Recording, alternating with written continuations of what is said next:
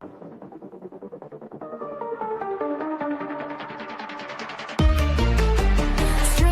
up, she's in the zone, breaking it down from her comfy throne. Smart as hell with a side of flair, politics sass and a killer stare. Casey's lurking tail in the frame, chat's already playing their games. That target day, sharp and bold, hot takes drop while the chaos unfolds. Truth with bite, filth in the way, still showing up every streaming day. Brains and vibes, she leads the pack. Now buckle in, no looking back. That dark night, let's go.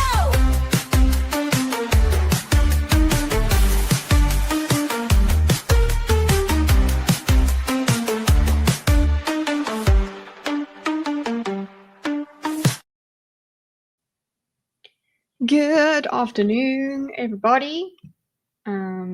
It is, well, it's Thursday for me, so happy Thanksgiving to the Americans around the world. Yeah, we don't celebrate that, but good for you. Yeah, enjoy it, and it's a good time to look into what you're thankful for. I appreciate it. That donkey, let's go! Woo! Yeah. Well, I'm thankful for everybody being here. In the future, present tense, everything. Woo! Speaks with her hands. Yes. Anyway, I am very happy and grateful to have you guys here. Grateful to have the stream and everything. Yeah, let's get into it. Let's turn on some background music. Hopefully it doesn't mess up. We might have an appearance from Mr. Axel today because he's been walking up and down here. He seems to think because I've started streaming that it's time for food. No, we're an hour and a half away from that, and that's it. Violent kitty, yes. You're thankful for indoor plumbing. I think that's a very good thing to be thankful for. I think when I start up touch grass again, I'm gonna actually add that. I appreciate the fact that there is indoor plumbing and I don't have to go and poop outside. Anywho, so it's we're back on the Helen Webberly discussion, but plumbers call the day after Thanksgiving Brown Friday. You could guess why. Interesting. Yes. Enjoy your dinners, everybody. Consume responsibly. Okay, my camera is doing some shit. I hope it's okay. Anyway, we have some other news just before we go back into what we were talking about yesterday. We did mention this yesterday because, we went off track as usual, but even further than usual. Just a bit of news on Candace Owens because I just watched an update video of her about her. So Macron, the whole idea, we knew that Macron is trying to assassinate her. Yes, she had evidence of this given to her by a source that she is protecting. Right, cool, the usual. She has all the proof, but sorry guys, she can't release it because she's got to protect her source, number one. But also, you know what? If something does happen to her, there's instructions for her to release it then. Okay, so but she sent the proof to the FBI, etc. to go. They must go and investigate it because this is a big deal. Yes, that would be a huge deal. That a foreign leader is trying to kill a prominent figure in America, or just an American. Okay, that would be quite a big scandal, I'd say. But yes, we're about 99% sure that's just bullshit, but whatever. I mean, I watched yesterday a video of Candace Owens reading out this email, and apparently she read out the email, the address of her lawyers instead of the address of some other source or something that she was going on about. But yeah, it's getting a bit much now, Candace. And here's an extra bit about it's getting a bit much. So cool, we've got the whole Macron. Okay, Macron, he has motive, right? Because she's gone after his wife and said that she was born a man and blah blah blah. Okay, fine. Even if that's true, so what does that even? Why does that even matter? But I guess okay, we're fine. She's said that, so that's why they're coming after her. Also, she's off the air, everybody. So we spoke about that yesterday, but I just also thought maybe it's a good thing. Maybe the reason she's off air is that she has been her friends and family have finally come together and given her an intervention. Okay, or even like the producers of the show or something have kind of gone like, Candace, we messed up with reading out that email. I think we've been trolled by someone because they gave us this info that doesn't really amount to anything. So we kind of jumped the gun on it and oopsie poopsie, so that that's why she's off the air now. That's my theory. Okay. Or you know what? I actually hope that that's true. That's the thing, because I want her to get help. Okay. Because she needs it. She does. But also, just by the way, if Zerofax is out there, because we ended the show yesterday listening to his song about Candace, Candace and Charlie, because Charlie came to her in a dream and said it's going to be revealed who killed him soon. Well, guess what? It was the French Legion. So we got to add to the chorus of that song, because the chorus lists all the people, of course we have to include the Jewish people, but it includes Jews, all of that, Netanyahu, who else was it? It was her wife, his wife, all of that stuff. So now we have to add the French Legion, Foreign Legion, because something to do with Charlie trained with them or something, and then they wanted him dead. Don't worry, they didn't act alone though. So you see, the thing is with Candace is that she will say she'll point out everybody who's responsible for the thing, but they all work together. So if you find one is guilty, all of them are. It's beautiful. It's a beautiful thing. And also if the officials, because she gave off the what's her name, the evidence or whatever, she said look into this to the guys. If they don't respond and don't give her any information, they're hiding it. Okay, so it's truth. So even if she doesn't get a response about the stuff she gave to the authorities, that will be proof that it was real. Because silence is proof, everybody. So that's where we're at with our good old friend Candace. Happy Thanksgiving. Hey Bridget, happy Thanksgiving. Thanksgiving, we need psychologists to weigh in. Yeah. It could be paranoia, like a proper clinical paranoia that she's gone through. Because it does seem like she does believe the things she says.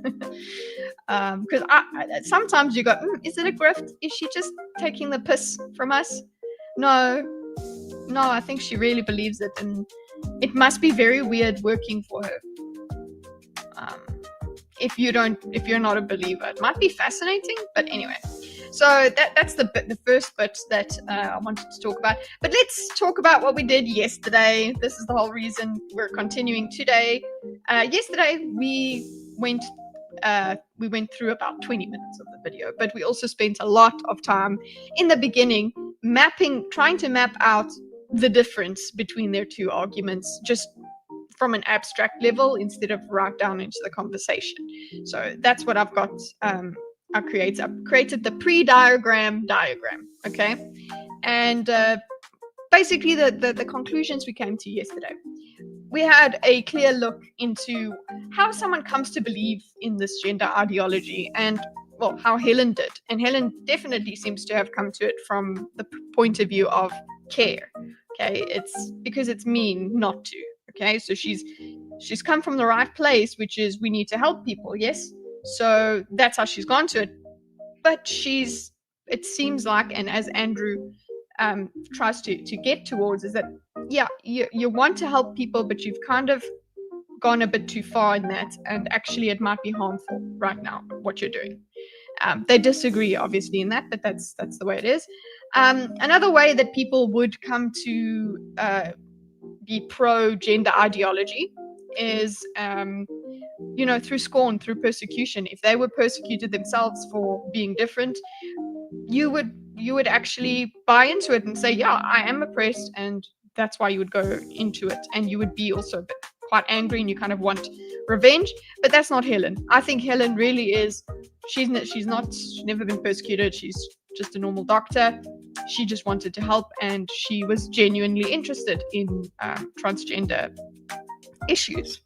The two views that we went over yesterday, what I've come away with, is that there are two views of gender overlap in the way that they both have concepts of masculinity and femininity. Of course, your concept of gender is going to have masculinity and femininity in it, so that's the overlap. Nicely done. But where they do disagree on is where those things come from, the origins of them. How those things came about, so how gender comes about, to which degree they are changeable, and whether they should be changed. So those are the ways that they disagree. So if we're going to summarize Andrew's side, which is where I kind of land, sex-based gender roles. So everything is based on gender. Let's actually bring up the pre-diagram in order to help us with this little summary. Come on. Wakeys? Okay, no. Gosh, sorry, just got to get the expand. Wakeys. There we go. Okay. It's for this, right? So he's got the sex-based gender identities, right? And his view is it's extremely difficult to change these things because they're based in nature. So that the roles are extremely difficult to change, but they do evolve. He understands that. So he understands that sex is different to identity and role, but that they are connected, okay? And it's very difficult to change it, and that is the natural state of things. Male and female, masculinity and femininity are a natural way of being, and getting rid of them completely, just changing them forcibly, would be harmful because it's just been the natural way of things. Then in Helen's view, right, which is over here with the performance-based, identity-based view of gender roles, they're arbitrary. Therefore, if enough people get on board, we can change them. So it's fine. They're arbitrary. They're not really truly rooted in biology. So it's pretty easy, relatively easy to change them. Yes, it takes a long time, but if enough people just woke up, they just got educated, then it would be fine. We wouldn't be fighting biology. We would just be, we need to be enlightened enough. That's her view on how changeable it is. And forcible change is warranted. So changing people's minds is warranted because it's for the greater good. It helps the transgender people. And also, people should be less mean. That's her main thing.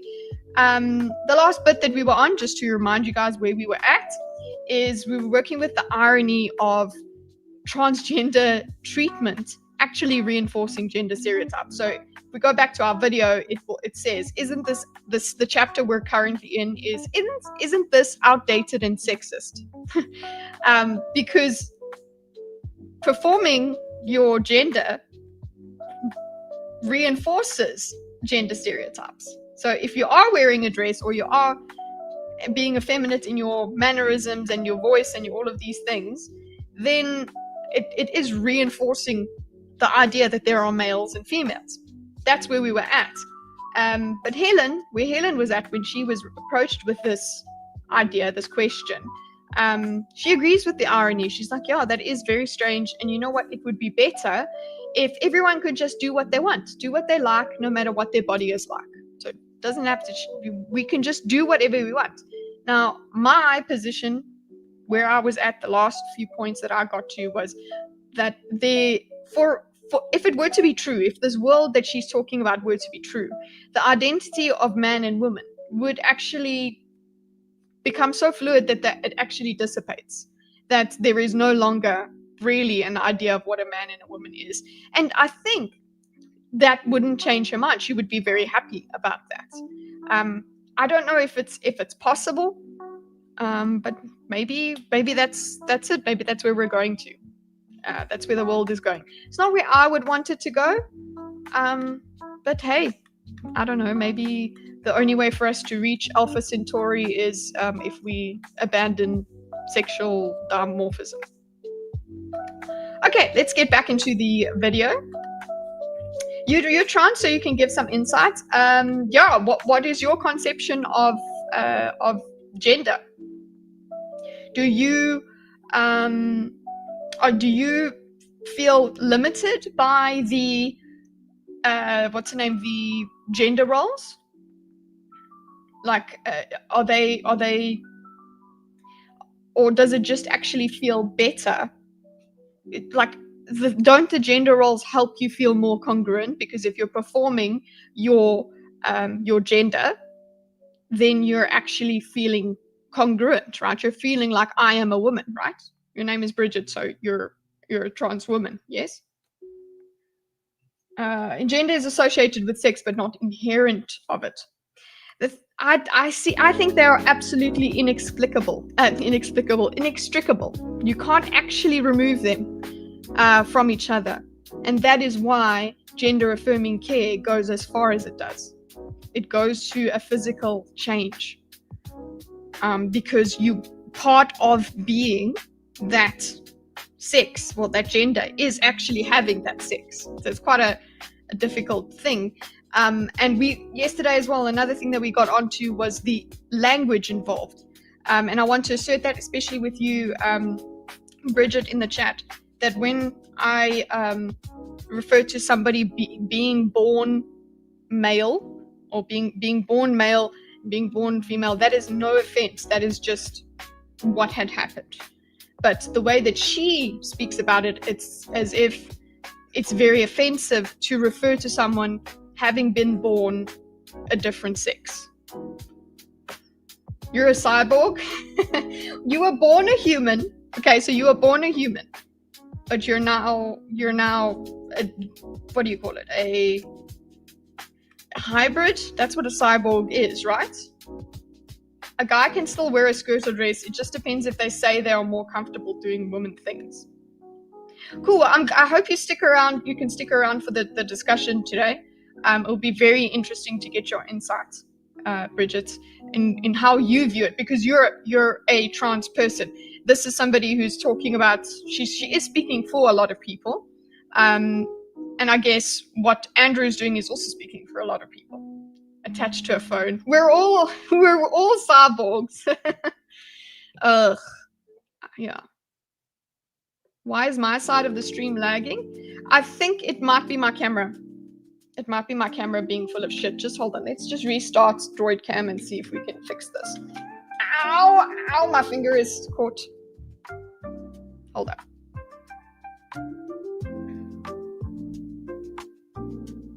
Okay, just hold up, guys. Maybe, yeah, restart.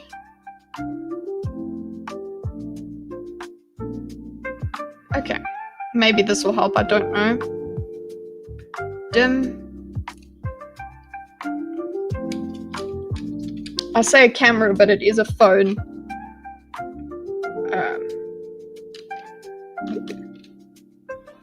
Okay, now it's like, okay. Anyway, they're speaking of being attached to a phone. Right. Okay, let's get to the video. Let's bring it in.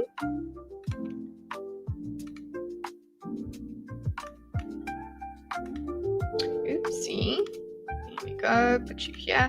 So let's go a little bit back, because yesterday. Okay, so here, this is what we have here. Actually, just a girl. So the reminder of the way I see it, the way old school sort of seen it. And remember, yesterday we spoke about this being anti-woke. This is called the anti-woke way of looking at gender, because this just fell into the right side, as in the right wing sort of way. It was classified this way. It's not that it is formed in order to be anti-woke. It's that this was there, and then the woke thing went in and focused all on performance. Performance goes all the way into social. I actually want to put here, instead of this, performance presentations. This as well is self-identifying. Okay, with an identity, you can just self-identify as well. If you just say it, it becomes true. That's another thing here. Okay, yay! Please do give all the insights. But just, yeah, if you do, if anything does become distressing, I apologize. I know it's tough out here on these streets. Okay, this might be the song that makes things cut out. Let's go here. Let's move. Yeah.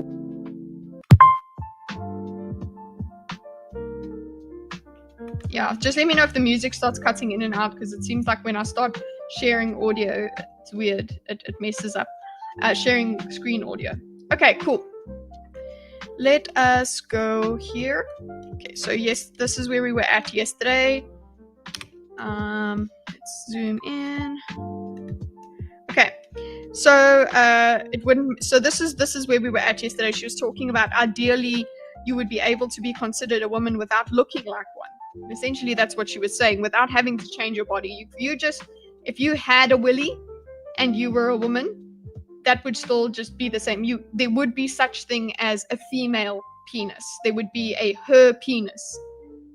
Would be a congruent sentence for her, and that would be the ideal world in which we're looking to get to, as opposed to being bullied, teased, hurt.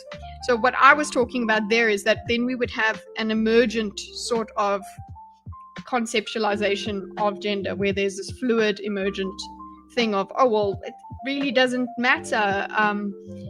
But then what I posited as well is that then woman kind of loses.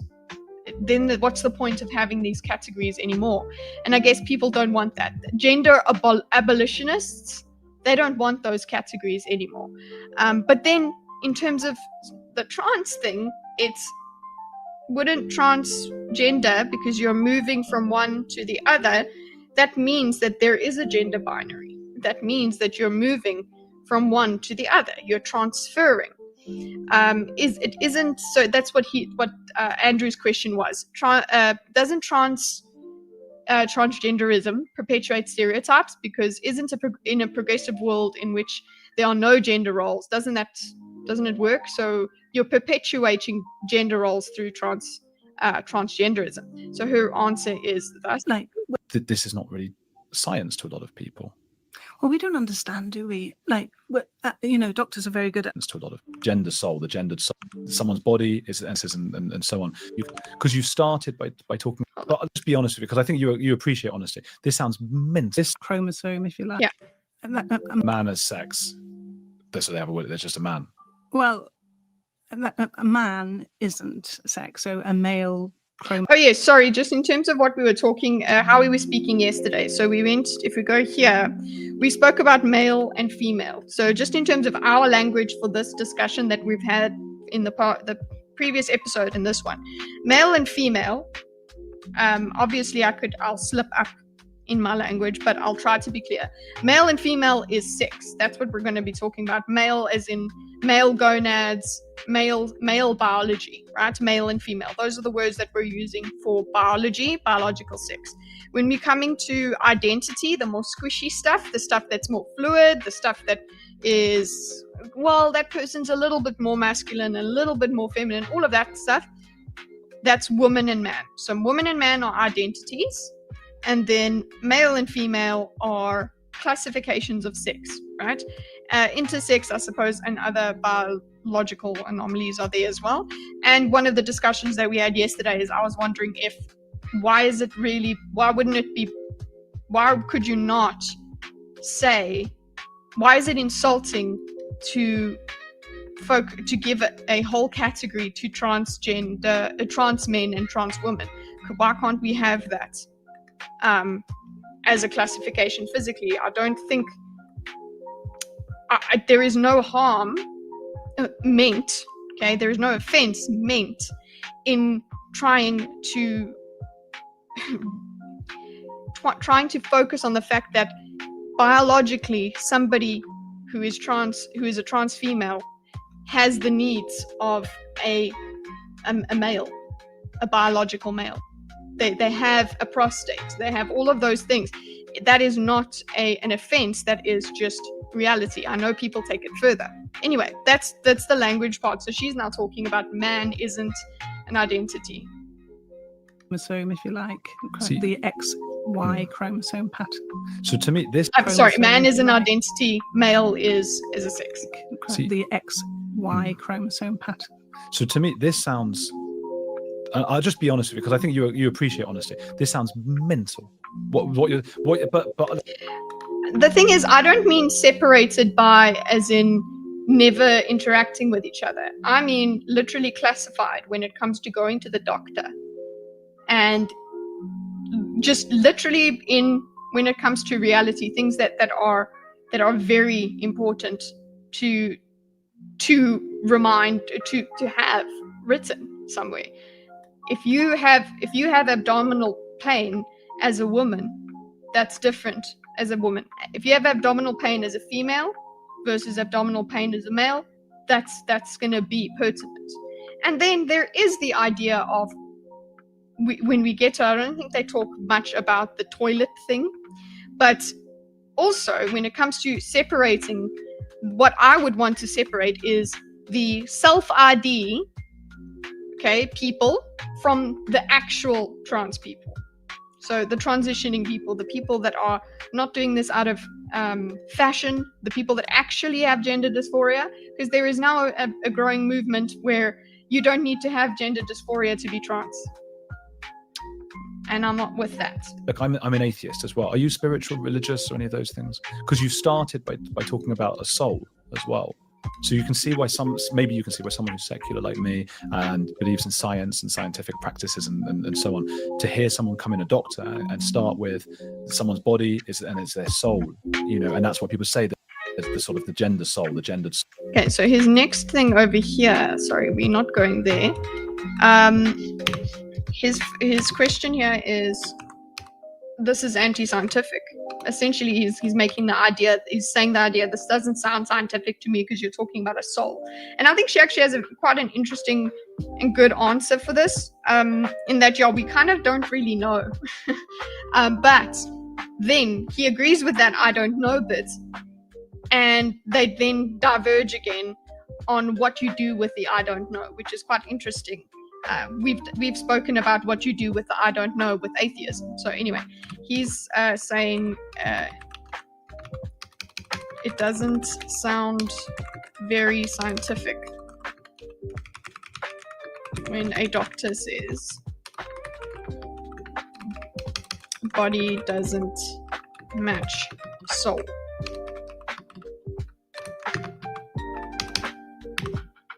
What's up, Maddie? I do not stand NP. That is uncomfortable. Thank you. Very splashy. There's no aiming. There's no aim assist. With the female equipment. Okay, with the female console. Okay. Considered a woman without looking like one. Okay, she's gonna give us an answer. Soul inside them. This is not really science to a lot of people. Well, we don't understand, do we? Like, doctors are very good at understanding the body, the heart, the lungs, the liver. We're not very good at understanding the brain. But actually how someone, why is that person more creative? Why is that person more scientific? Some of it is a little bit of nurture, but most of it, you can't make a someone who just doesn't get maths. It's really hard to make them get maths, or someone like me who I could do maths with my eyes shut and upside down. I love maths, but you can't make that. So what is it? Why is it some people are so theatrical and so confident? Some of it will be the way they're brought up, and some of it is just inside them. And we don't understand enough of that. We don't understand, and that's what I mean by the soul, the person inside, the bit that we don't really understand a lot.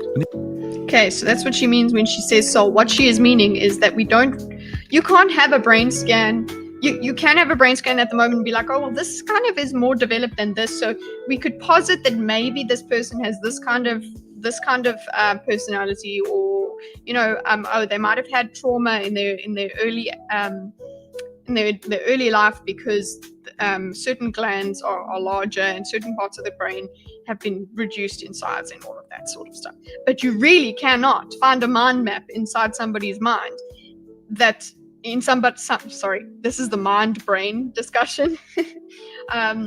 Which I need to get so many books from South Africa. Okay, so yeah, she is talking about the mind and the brain here. But she's called it the soul. We can't look at somebody's brain and find out exactly who they are. We can have best guesses, but we really can't. We can't read thoughts, and we can't truly figure out which little bits of brain lead to what. I mean, we just know that when you get a huge hit on the head sometimes, or a brain tumor, your personality might change completely. And that's as far as we know. So there's little understanding of the brain, therefore she calls it the soul. Okay. So I'm going to put that in here. Little understanding of the brain, therefore she calls it the soul. Okay. So that's what she means. It's something that they can't tell. So I think that's a good enough answer. It's not. Also, he's just doing this in terms. Oh, it doesn't sound scientific. That doesn't. That's kind of a terminating place. We don't really get very far with it. It's not much of a. It's not much of an approach against gender ideology, because their argument thwarted, right? That we don't know. Okay, but now they diverge. So he'll agree, and then we diverge. These are all really interesting ideas, and ideas that we could sit with a drink. What is atrazine, Cute? And discuss Judith Butler and discuss all of these people and say, gosh, we don't know, do we? As you said, we don't know to what extent over 300,000 years our biological evolution has led us one particular way. Perhaps men and women are different because of that. Maybe there's this physical difference, and that's all that's important. Perhaps there's a societal invention which I don't really believe, because it's happened in too many different cultures. So I'm not. Yeah, that's where I'm at. It's not a societal invention. Gender is not a societal invention that people got together and decided to make. Okay, the way that she spoke yesterday, she said something like, will we make that, if we went back 100 years, or however many 100 years is the word she used, would we make that mistake again of putting men here and women there? That's not what happened. Okay, we didn't have a meeting and decide this. So making that mistake, that's not how that worked. Okay, it was a development. It happened. Okay, so yes, you would have to have had the Enlightenment and all of this stuff, and the advancement of civilization to the point where male and female biology was not as different from each other in terms of the options you have in life. Yeah, you would need that to advance to the point where you could start talking about the value of a woman and the value of a man and all of that stuff. But yeah, this was all an evolutionary process. Nobody sat down and made a huge cabal, the gender cabal, where it was like the men said, wow, women are really stupid. We should keep them stupid. And then the women went and they tried, and they're like, we're going to stay emotional, and we're going to use communication and reputation destroying methods rather than physical violence. That's what we're going to do as part of our identity. No, that's not how it happened. So what he says here is true. He's like, well, true for me. Let me actually see. I want to go use his exact words.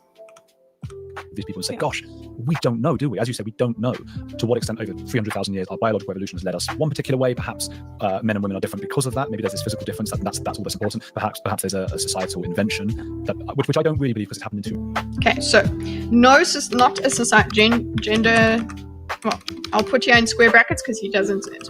Differences. Okay, so differences between men and women.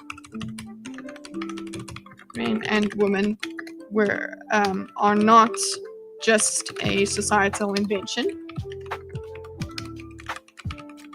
okay, and women, are not just a societal invention because it's happened across too many cultures across history, okay? Because happy Thanksgiving, Giratina. Good to see you. Maths is the UK way to say it. Yes, it's the best way to say it. Societal invention because it's happened in too many cultures. So that is the whole cultures. That is the whole idea of this line here. He's drawing when he speaks about it's happened in too many cultures. He said, yeah, it's not so much that this is the only thing that matters. Okay, biology is not the only thing that matters, male and female. It's the basis though. You can't ignore it. You can't get it out of the way. You can't erase it.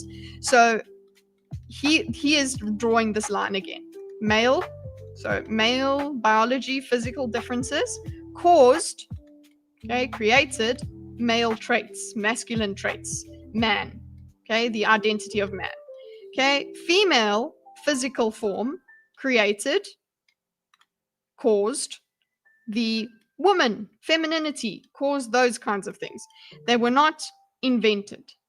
Okay, so it's just societally. Okay, for Helen, female does not necessarily cause femininity.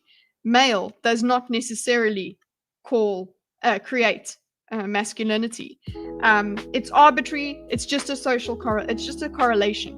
Okay, because it just so happens, the way that she explains it is that it just so happens that most of the people that identify as women will have these characteristics. It's just a correlation. That's it. It's not causation. Okay. They don't really talk about the social contagion for more than a few minutes, Q. Okay, so there's little understanding. So differences between men and women are not just a societal invention because it happened in too many cultures. He also does refer to the influence. We don't know, before this, he said we don't know exactly how biology, how evolution affected our brains. Okay, we don't know exactly how it did, but we did develop. Okay, we did develop in this manner. Okay. It's happened in too many cultures. Let's see what else he different says. cultures. So I'm not on the butler side, but I'm open to discussing it. These are fun, but as you say, we don't know.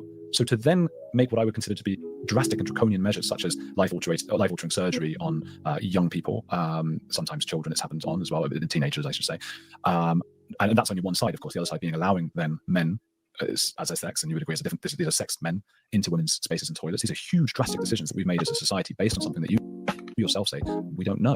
They're just like. Okay, so here we've got the two we don't know. This is a two summary of these both mean we don't know. Okay, now for Helen, she has a certain idea, but for Andrew, it's drastic to it's what drastic? What did he even call it? It could be hot. He's allowing then men as a sex, and you would agree, these are sexed men into women's spaces. Also being allowing then men as well, teenagers, I should say, don't know. So to then make, so I'm not on the butler side, but I'm open to discussing it. These are fun, but as you say, we don't know. So to then make what I would consider to be drastic and draconian measures. There we go. Drastic and draconian. Drastic and draconian.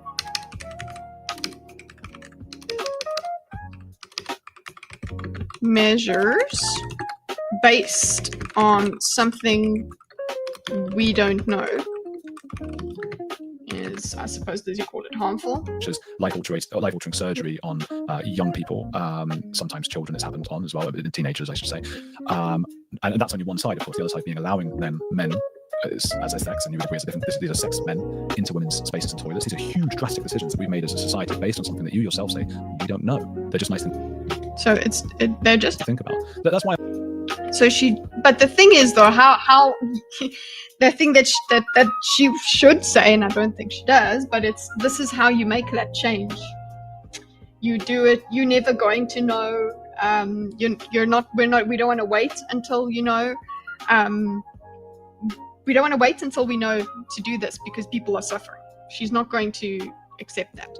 So drastic and draconian measures based on something we don't know. So the fact is that you're basing life altering. So he mentions life altering. That's the whole point. Altering surgery. Men into women's spaces. Now that is an interesting thing that we need to get into.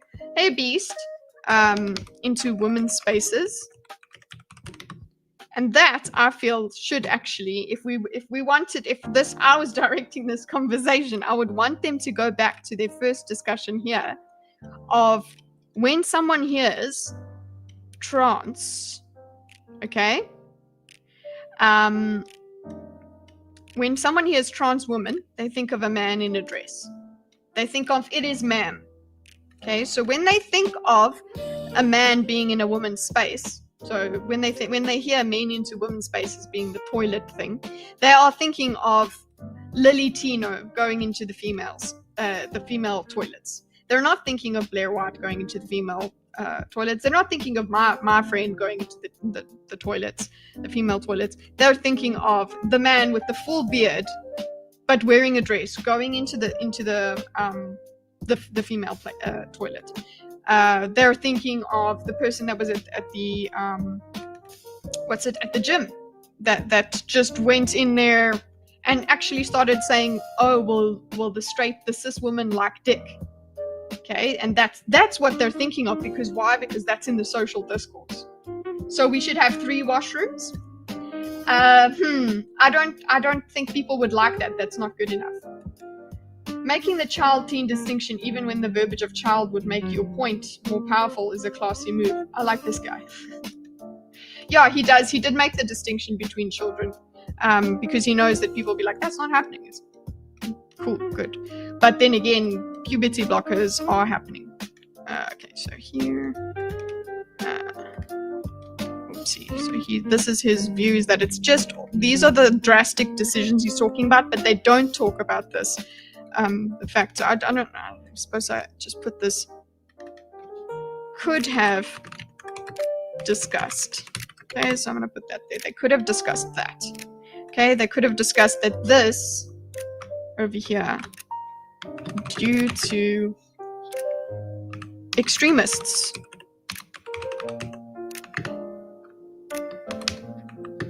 Okay, this is due to extremists taking self-ID too far. I mean, I don't care what the people. Yeah, you know what? I was thinking of it today because I was walking and there was a sign that's like male and female toilets, and I was like, the whole reason why did we ever when we had public toilets, why did we ever move, separate them? And it's like, well, okay, from a town planning or city planning sort of point of view, a logistics thing, okay, you could fit more urinals, however you want to say it, in a certain spot. So cool, you have urinals, but you know what? Nobody wants to actually see somebody's parts when they're going to the loo, right? So a urinal, you don't really, if that's going to happen, fine. Maybe let only the men see that, because you're literally going to be exposed to penises. And there is this idea that if you have it on your body, if you have one, then it's not offensive to you. So that whole thing seems to have happened so that you don't see the parts of people. Okay, decency, that whole thing. And you know what? It started when we got cast out of Eden. when we ate the apple. Sorry, when Eve just ate the apple, it was like, we need some fig leaves. So we all got scared of ourselves. But anyway, yeah, urinals is because you're going to see people's parts. Maybe we change everything into cubicles, so everybody has privacy in a cubicle, and then that's it. You just go in. It's one bathroom. It's a unisex thing. That's it. There's and everybody just has to deal with each other. There's no girls going and doing their makeup by themselves, crowding around. But then, yes, people will say it's for safety, because the first alert to somebody being violated in terms of the bathroom is that there is somebody of an opposite sex, that they're in the wrong place, that it's dangerous. We kind of get to this discussion way at the end, but I don't think we'll get to it in this episode, guys. You have a middle finger on your body if someone shows it to you, it's offensive. That's brilliant, but that's a social construct, okay? I decided that this finger is more offensive. And now if I get enough people to understand that this is an offensive sign, then I'll be offended. But you're right, social contract there. They're scared of being attracted to the trans people. Well, yeah, I suppose being trapped and then having surprise penis is quite a thing, because there are expectations that come with a whole package. It's very strange that sexual attraction actually does eventually get down to which bits you like to see and which bits you like to interact with. Yeah, so unfortunately it's not just, and not everybody is sitting out here like all pansexual and whatever. It's people actually are animals at the end of the day when it comes to sex. I believe the plural is peni, and I suppose you are the authority because you have one. So even if you don't know, okay. Anyway, I went to a women's bathroom to check for my daughter, and several times were straight men pedophiles waiting in there, not trans. What? Are you for real? Surprise penis is a Thanksgiving tradition in Alabama. It's a delicacy.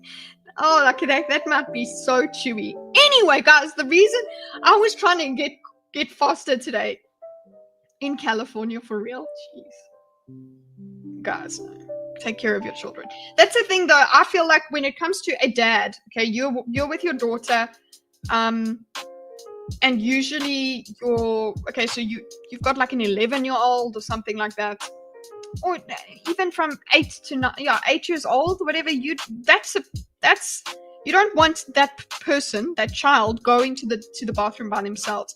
But if you're a dad by yourself, what do? You know, you're not going to bring her into the bathroom with you. You're not going to, but then mothers bring their sons, okay, their young sons, into the toilet with them, because it's like, I'm not leaving him outside by myself. That's definitely not a thing.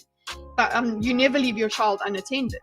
So those family bathrooms seem to solve that problem, in terms of, you know what, you can, I think it's just so that everybody has an expectation. This social space, this is what you can expect to see here, and this is supposed to be safe for everybody.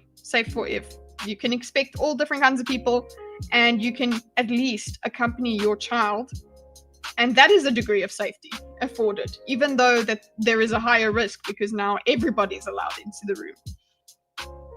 I went in and found them stalls by themselves. Yeah, I don't think it's I think the least you can do with that is you have your daughter as a reason to be in that space, and as long as you are respectful to them as well, that you're going, hey, sorry, I'm coming in here, you know, like, I don't know what women are busy doing. Some people, I think in one bathroom, where was I was in Poland. There was I was in a girl's bathroom, and this girl came in, and there was no cubicles. I mean, we were all lining up for quite a while for this toilet, but there were no cubicles. So she just got unchanged by the basin there. And fine, that's fine. But the thing is, if a guy walked in there, then it would be, you know, it would not be good. Now we got to make a bathroom committee.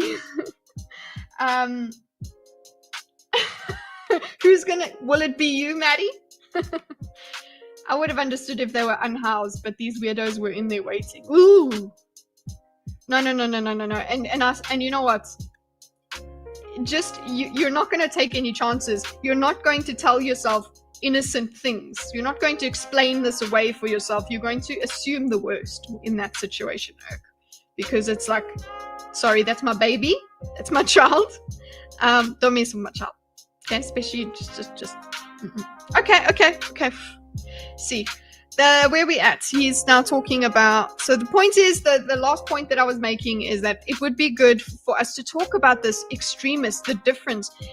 It seems like at some point we get to this idea that she doesn't even know the names of prominent detransitioners, and that's quite a shock to Andrew.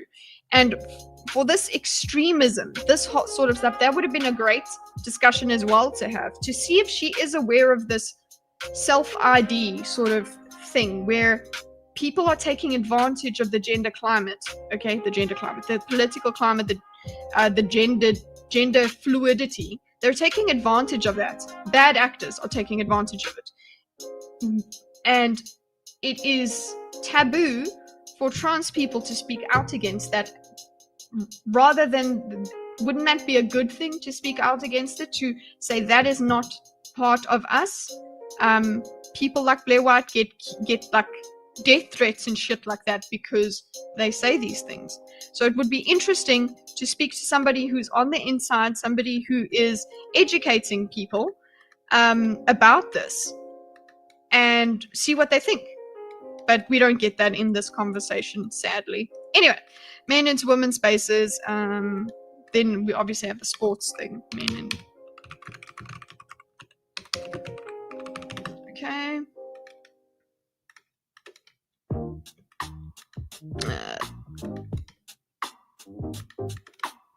Oh, this is him. Sorry, copy. So I'm just making the right colors everywhere. Anyone checked on this doctor's backstory? Well, the doctor's checked on the story we were told yesterday. Okay. Yes, stop distracting, guys. I'm only going to respond to super chats. Okay. I'm concerned because I just think you're obviously a nice person and you were helping these people, but you would not be able to now go, gosh, what if I was wrong about all that all those years? What have I done? Oh, I'm a really nice person, and I do like helping people. But the one person that we didn't hear in your last minute, we talked about draconian, we talked about drastic, and we talked about all of that, and we don't know. But we didn't hear from the person who does know, and that's the person who lives it every day, and that's why. Okay, so okay, this now comes to, they don't actually say it this way, but it comes to, we didn't hear the trans people in this discussion, which we only spoke about the rest of the population. So this comes down to a huge thing that is just, it's hard to avoid in humanity.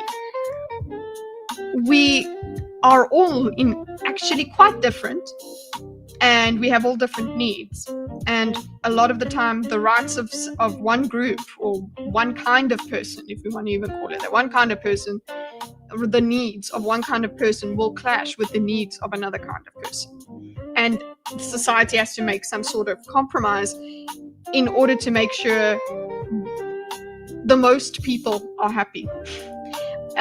Ideally both sides are happy, but that's what happens. It's kind of, we have to weigh up whose comfort matters more and all of that, and shit blows up, and that's how you get conflict. Just checking. Okay. Hear about the trans people in this discussion. They live this every day. Okay.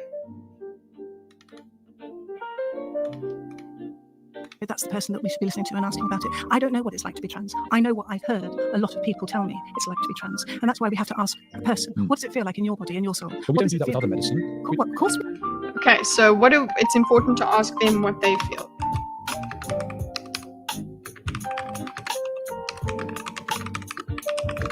And of course, the question when it comes to the men into women's spaces, all of that.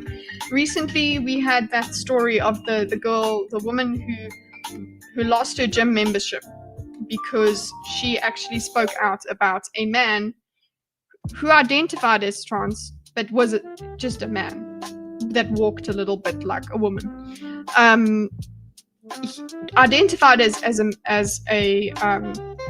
man, but walked as a woman and walked into the female change rooms, locker rooms in there.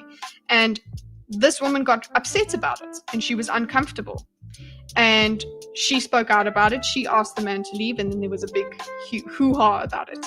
So in this sort of discussion, in this situation, there are women that are saying, but I'm also persecuted here. And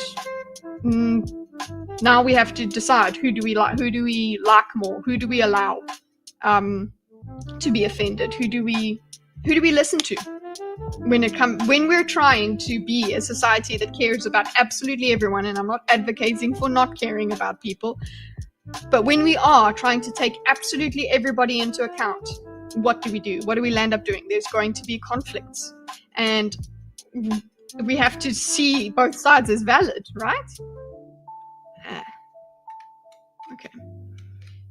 But basically, I suppose the pressure that comes there is that, no, you shouldn't feel this way, which is the most abusive thing, I suppose, that we can do to each other, right? If we're going to start talking in pop psychology ways, it's like you can be abusive to someone, but no, you're not allowed to feel that way.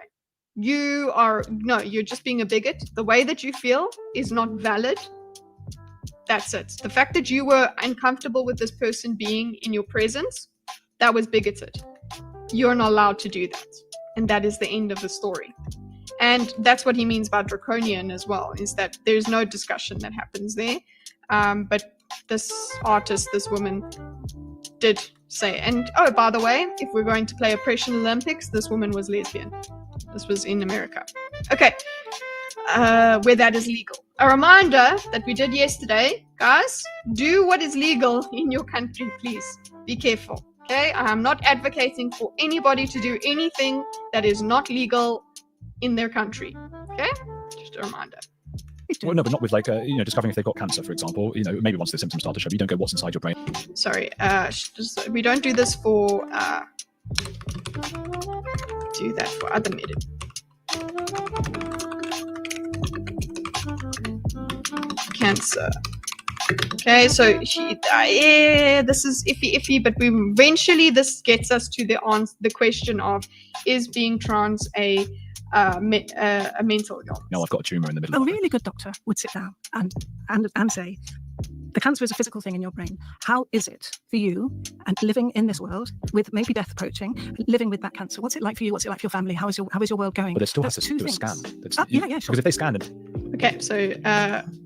Okay, so the cancer example. So she says, no, you do ask your patient what it's like. Patient with a T. Patient what it's like to be them. You do care about them.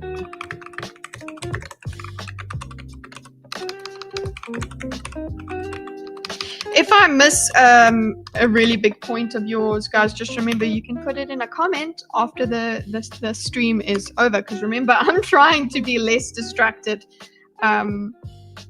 by things. Just hold on a sec.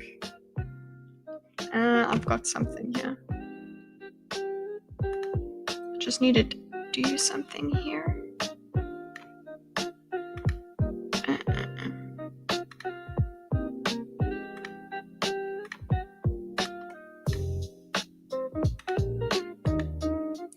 Right. I always laugh with cancer. It's pretty short. That's what it is. Pretty painful. Thank you very much. Okay. You do ask a patient what you do care about their experience is. Well, then he says, but you still need to do a scan, right? So you still need to do a scan. We're kind of getting into the weeds here. I left comments yesterday. I was not given any notification for comments. Q, are you being shadow banned? Interesting. Right. You do ask your patient what it's like to be them. You do care about their experience, and then he goes, you still do a scan.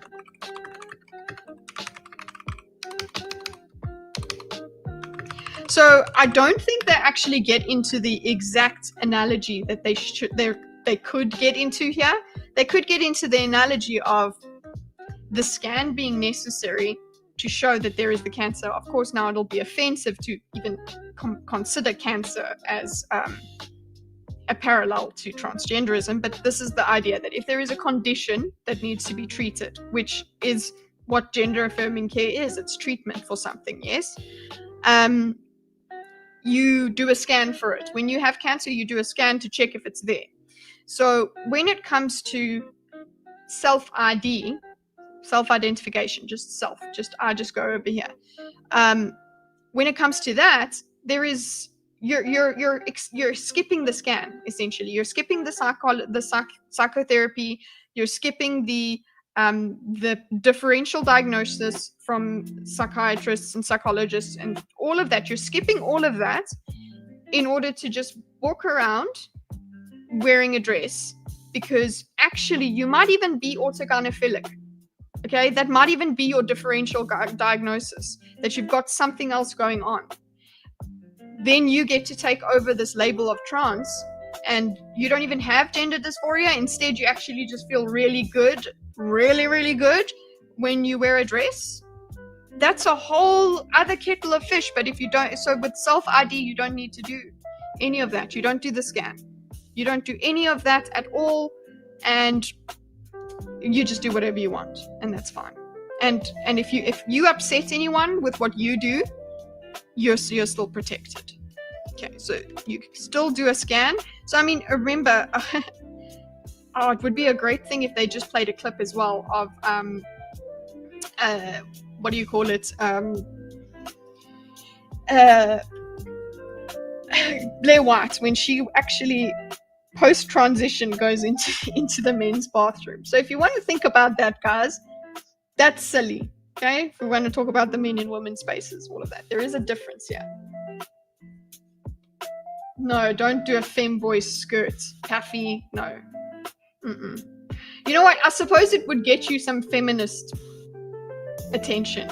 It would be like, wow, he's so progressive. Okay, if they're South African, they'll speak that way.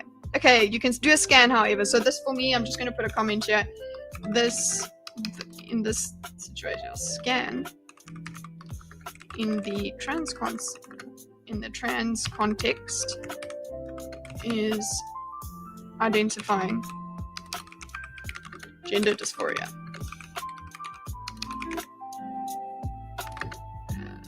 Getting a diagnosis. And remember, yesterday the comment was the reason that we don't get a lot. We've kind of either overcorrected to the point where it's absolutely impossible to get gender affirming care, or it's just a freaking free for all in certain states, or it's just you could walk in and get your hormones just quickly, and that did apparently happen to Blair White. She just was able to just walk in and get her hormones when it came to her transition, which is 10 years ago. So you can still do a scan, however. Cool. So the scan is okay, and the trans is identifying gender dysphoria diagnosis. Self-ID is skipping the scan, asking for chemo. Okay. Hey, UFO! Found nothing. And then the patient kept saying, I'm sorry, doctor, I know you can't see anything in there, but I'm telling you there's a tumor. The doctor would then be like, well, I'm sorry, mate, we've done the scans, there's nothing to show that. So that's the difficulty. I think I agree with you. We don't know. I'm not here to say we understand the human brain 100%. But let's go back to, you said you were going to clarify the anorexic bit thrown in, and I think that's similar to what we're talking about. It comes up a lot, doesn't it? The thing is, right, so in the olden days, they used to, being gay was classified as a mental illness. Okay, so we're on the anorexia comparison. So I'm going to actually put this under the is it a mental illness discussion. So that was what is a woman. We went into identities there, and then we actually started talking about diagnoses and things like that. Okay, so it started to veer off into the idea of trans as abnormality, as something that requires treatment, something that requires change, right? What's up, stranger? Well, what's up, atheist? There is being transgender a mental illness, right? So what she now goes to is the anorexia comparison. So anorexia is, if you haven't heard, if you haven't seen Eugenia of the internet, It is a distortion of the self-perception. It is literally not being able to see your body clearly because of an illness in your mind. You are never satisfied with your body. You are restricting your diet in order to become smaller and thinner because that is your ideal. You want to be perfect, and that you can never lose enough weight. You can never be thin enough. Because there's just this impossible standard. And also there's elements underlying that with anorexia of control. Because if you can control your body, if you can control your calorie intake and control your weight, you have control over the whole of your life, which is it's just an underlying thing that comes with anorexia. Anyway, let's see the anorexia comparison. Anorexia is a mental illness. We do not, the whole idea is we do not encourage people who are anorexic to eat less. We don't allow them. Essentially, if they get to the point of complete malnourishment, we institutionalize them and we'll have to force feed them. We'll have to put them on drips. We'll have to do all of that. So that's the comparison. If the people that don't want, absolutely do not want people transitioning, they are trying to say that there needs to be some sort of treatment that makes people not transition, that makes them that the treatment for gender dysphoria should actually be helping people accept their bodies, become congruent with their bodies, rather than changing them, rather than making them into a pretend something else. And I say pretend because they are still not going to be an actual woman. They are going to be somebody that was born a certain way and went through surgery and then lived a different way. That is a completely different experience to somebody who was born cisgender, and that is an agreement, right? I think it would be quite silly to just erase the whole trans thing, the whole trans adjective from a person. Anyway, but that's just me. I'm in the position of power, so my opinion doesn't matter. Okay. Oh yes, zero fucks, by the way. You've been lurking the whole time again. Okay, yes, it does. Okay, I'm glad that you you heard that part, because that's what I wanted to make sure you were aware of. Okay.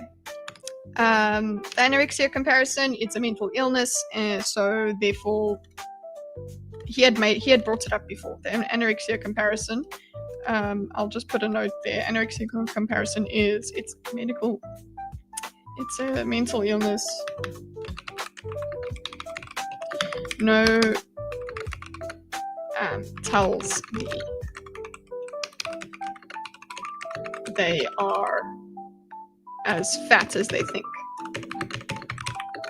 perceive themselves to be. Okay. Equivalence with transition.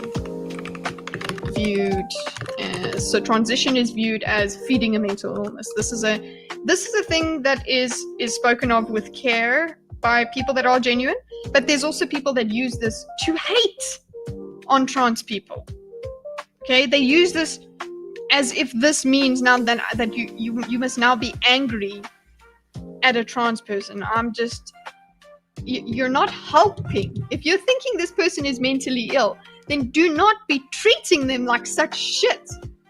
Okay, equivalence with transition. Okay, I'm just thinking of the things that you see on Twitter, guys. Okay, viewed as equivalence with transition, viewed as feeding a mental illness rather than treating it. Okay. What is her? Having like so she goes to the homosexual comparison. And by the way, ma'am, no, even if you want to think about if homosexuality has been spoken about, it has been changed from a mental illness to just normal, it's a sexuality. There are people that believe it, that don't care, that it's not a mental illness. They still don't want it. Live in a place like that. So in the East, there's a completely different standard. And you know what? I say in the East, but in Africa as well. There is a very, very different standard for what is okay. Again, I reiterate, I am not emphasizing and not encouraging anybody to do anything that is illegal in the state that they live. Okay. Let's see what she says. Was a mental illness. Okay. It was in the DSM. Okay. The olden days, they used to being gay was classified as a mental illness. Having syphilis, you were put away for having syphilis. And then not a little bit after that, we realised, hang on a minute, being gay is not a mental illness. After that, we realised, you know what I would like to do is a deep dive on how that was. At some point, I have to do that. I need a pencil. Just hold up, guys. I just want to write stuff down. Yeah.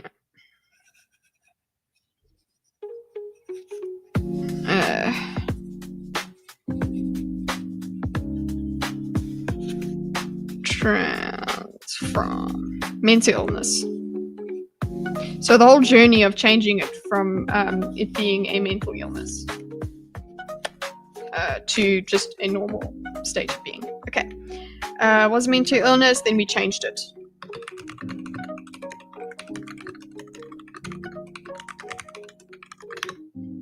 Okay. You shouldn't lock someone up just because they've got syphilis, you know. So we've made mistakes in life. Yes. A little bit later, we've classified. Also, I think it was same as deciding as not to lock people up for having syphilis. Congratulations! Like being transgender as a mental illness, and then 2011 we were like, no, it's not a mental illness. It's So she's now saying, well, it's not a mental illness. We've decided, it is confirmed, it's not a mental illness. Into I don't even know how to spell syphilis, guys. Sorry, it's just never been a thing. There you go. For me, in 2011, sure. 2011. I finished my psych degree, my post-grad psych degree in 2016. We didn't actually discuss this change in 2011.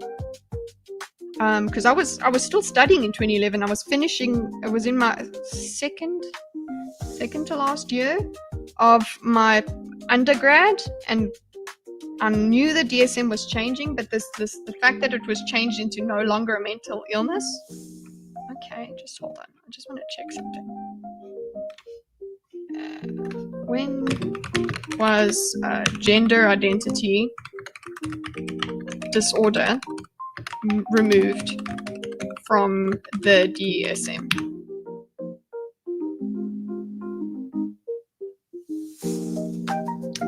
DSM, the term gender identity disorder was used, which is pathologized transgender identities by framing them as mental disorder. The American Psychiatric Association in 2013 eliminated gender identity disorder and introduced gender dysphoria instead. So it's a symptom, it's not a disorder. The change emphasized that being transgender is not in itself a mental illness. The new diagnosis focuses on the distress that may arise from the incongruence between one's experienced gender and assigned sex at birth. There's that word assigned again, rather than labeling it the identity as disordered. Reason for the change: advocacy groups and clinicians argued that the term disorder was stigmatizing. We've been destigmatizing disorder all over the place, guys. The revision aimed to reduce stigma while still allowing access to medical and psychological care for those experiencing distress.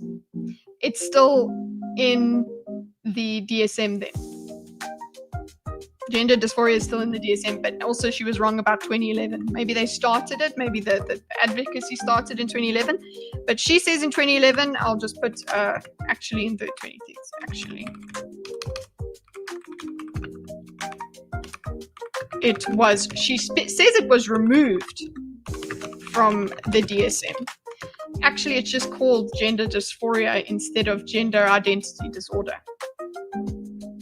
So, we've got major depressive episodes. Now we talk them, or major depressive disorder. Bipolar disorder is still a thing.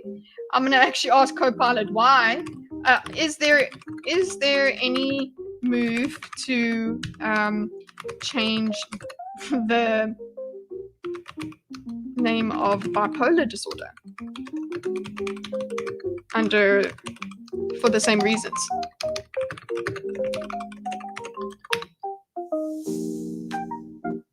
Sorry. Anyway, sorry, there is no official move to rename bipolar disorder in the DSM or RCD, but there has been debate among researchers and clinicians about whether a name change could reduce stigma, similar to what happened with No, guys. If it's a disorder, it's a disorder. Relax. Nothing wrong with the disorder. Destigmatize the word disorder then. Okay. Like polycystic ovary syndrome. If you said polycystic ovary disorder, it's fine. It's the same thing. It's you you still deal with the symptoms. Anyway, in 2011 it was removed from the DSM, she says. Actually, it was just called something different. They just took the word actually, I need glasses. Actually, into a search, a quick search. Gender identity was removed. That's probably why we didn't have these major discussions in the psych class about changing, about gender identity disorder suddenly not being in the DSM. It was still there, it just went by a different name. It's kind of like we rename our streets in South Africa in order to reduce trauma from apartheid. So it's the same sort of thing. You just if you change the name, it will be easier. But you know what? These changes are pervasive and actually eventually do result in change. Speaking of which, we changed the name of the disorder. We take the word disorder out. The idea of assigned sex at birth. That seems simple enough. It's just a word. We're just, just not saying identified. We didn't even talk about it. We would just say born. This, born male, born female. That's how it would be said without judgment. It's just the way it is. Now we have to say assigned, because assigned is less. So yes, it's 1984 again. Yes, we have the new speak, because old speak is wrong think. So we need the new speak so that we can have super plus joy. Wait, what was that? I was watching, it's 1984 and what do you call it, Demolition Man. Go and watch Demolition Man. You will actually go, okay, there's way too much here. This is way too much. It's proper. You give me super plus joy. Something like that. Okay, removed from the DSM. It actually was renamed to gender dysphoria as in order to stigmatization. So the whole DSM. So it also lovely that you don't want to call it a mental illness. You don't want to call it a mental illness, but it is in the DSM. And you can claim against your medical aid that this is not just cosmetic surgery. Again, we had this discussion yesterday. I would like to have this with somebody who is a gender activist or gender identity activist or something like that. I would like to ask, why don't we actually just turn this into a cosmetic surgery? Why is it wrong? Because nobody would bat an eye if I went to go and get a breast enhancement. Nobody would go, wait, what are what you're doing this? It's a very long-lasting change to your body, and it might damage you, because it can very much. There's a lot of risks with breast augmentation. What about that with BBLs? Why we can all just do BBLs? People's butts are rotting out here, and we're so. I would think that the main reason is that people can't access, they don't get to claim this against medical aid if it becomes cosmetic surgery.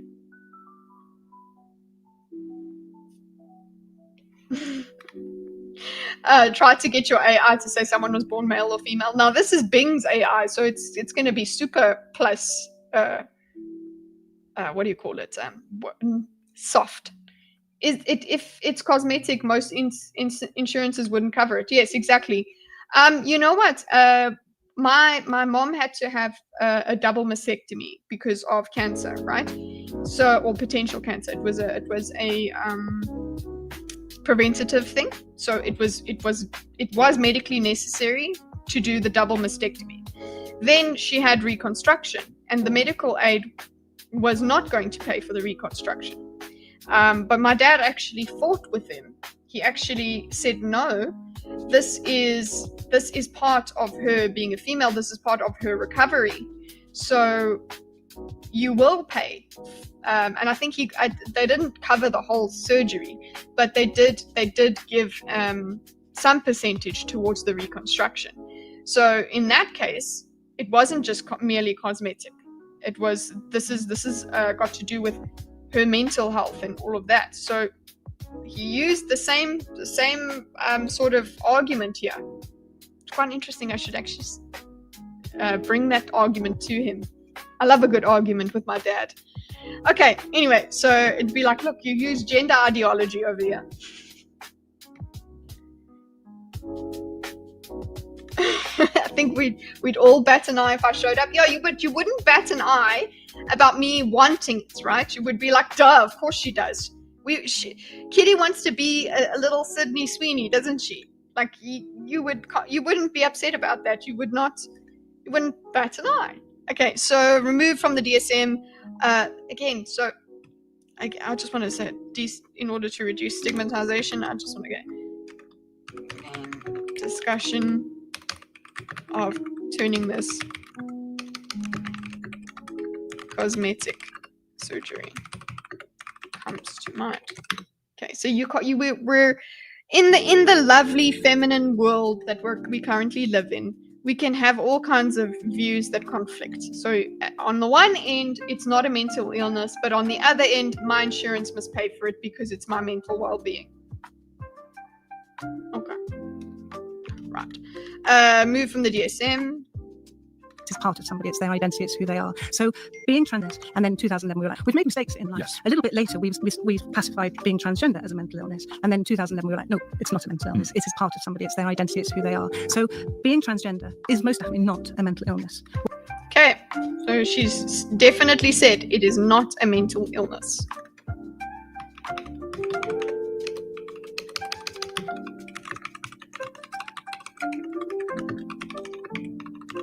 Now, you will find the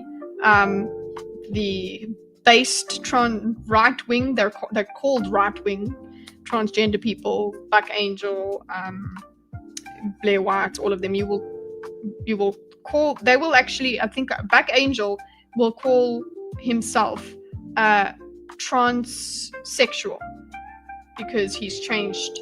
He had cosmetic surgery to become and hormone therapy to become a man, present as a man, but he will say, yes, this was something that went wrong with his wiring that didn't make womanhood okay. It just would not fit. In the same way we had that description yesterday of if you woke up with the opposite parts, just think about how disorienting and how horrible this gender dysphoria really is. Like real true gender dysphoria, not I want to be on TikTok and I wear a dress, not that. Real gender dysphoria would be, okay, I think the closest you or me as cisgender people could get to it is waking up with the opposite part that you have been living with for your whole life. You're like, what the hell is that? It's crazy. It hurts to look at, kind of thing. Anyway, mental illness, what is it now? Whereas having anorexia, which is an incredibly sad thing, is a mental illness, and that's the difference. So why is one a mental? One is, yes. So he asks, why is one a mental illness and why isn't?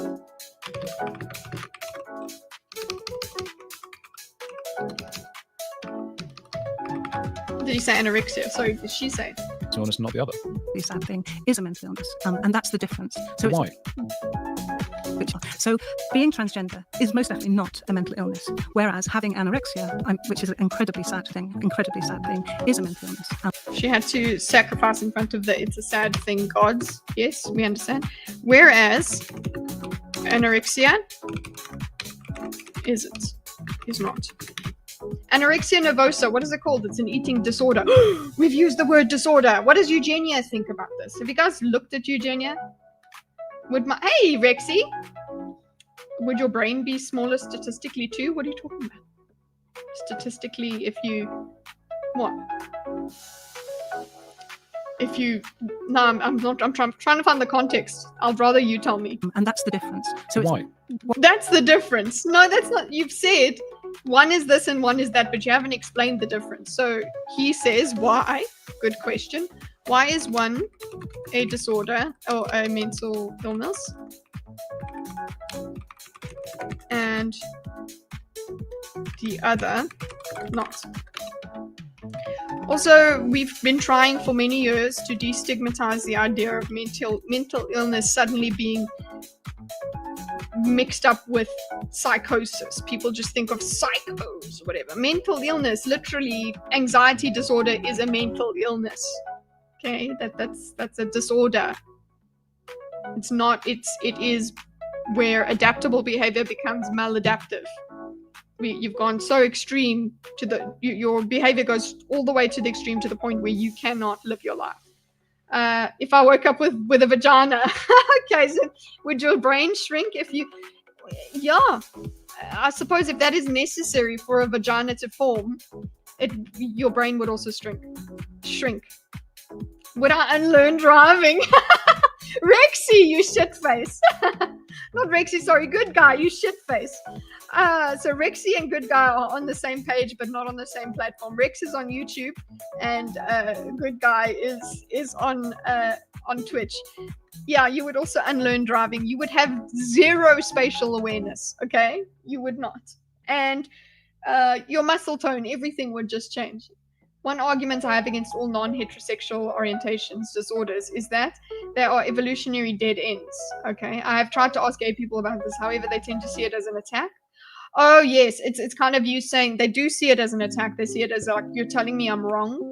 But it's like no. What I suppose what you're trying to say in the way that just from what I've encountered with you, atheist, is you are not being offensive. You're just really interacting with the idea. That's all that you're trying to do here.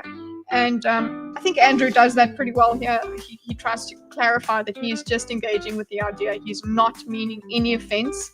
But unfortunately, even if offense is not meant, it is often taken. We know this, being on the internet, that's the way it is. So this idea of the reason that you call it a disorder or an abnormality or an anomaly is that, yes, because it's an evolutionary dead end, it doesn't cause the continuation of the species. Therefore, it is not as nature intended. That's it. It's not that you can't do it. It's that it's something that is not brought forward if everybody just stayed in their lane, right? If people weren't just sexing with everybody, then that just wouldn't happen, right? It's the same thing with, I suppose, with intersex. The fact that an intersex person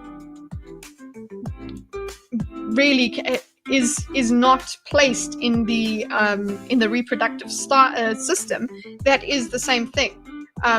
In the way that you're talking about it there, which is just a very practical example. You would need somebody that's very pragmatic to be able to speak about that without emotion. Yeah, very, very difficult, but a very good point, I would say.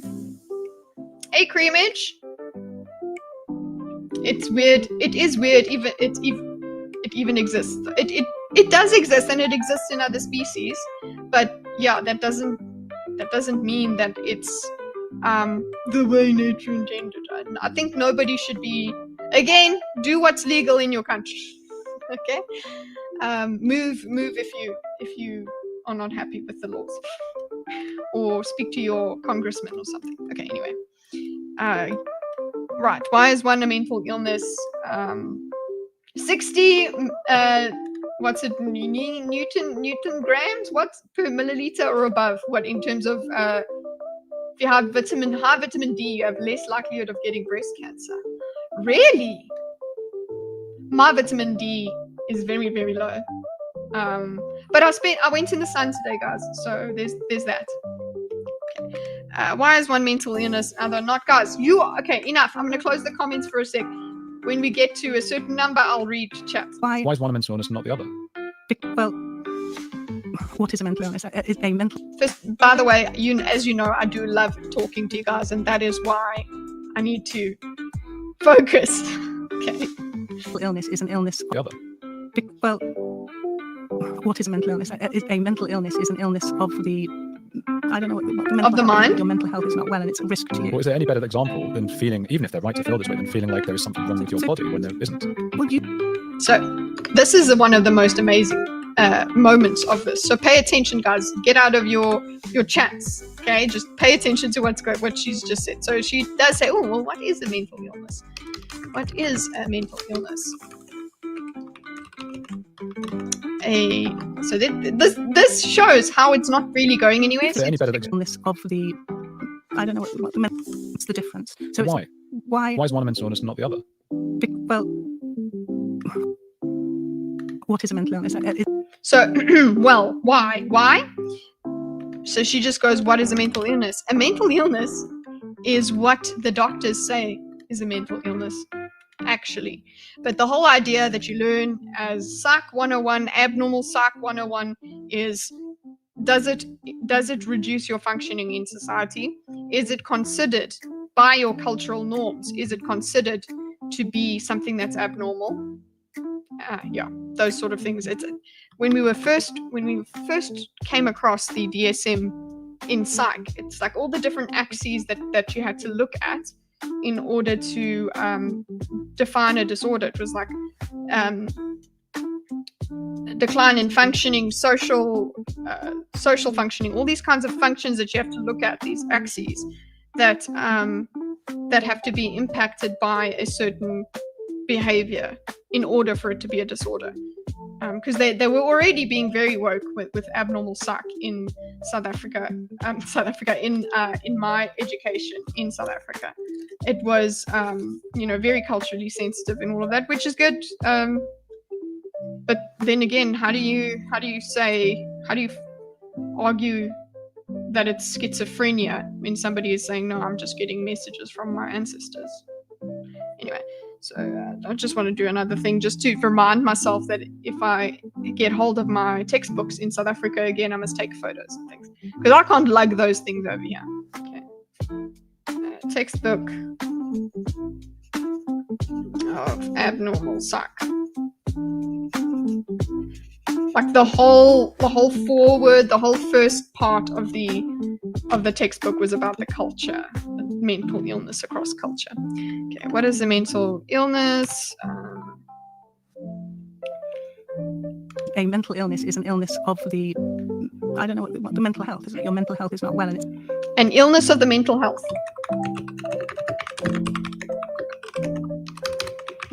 Mental unwellness. Mental health is unwell. She's really trying to be careful with her words. How do we play? What does Newspeak say? It's a risk to you. Or is there any better example than feeling, even if they're right to feel this way, than feeling like there is something wrong with your body when there isn't? Well, you think there is. So, yeah, there we go. So he goes, well, okay, if there is a mental disorder, what better example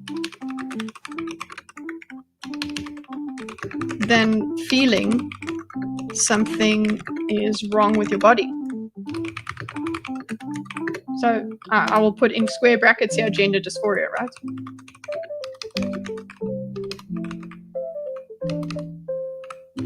Here is another paradox that we're going to come across with the way that she responds to this. Yeah.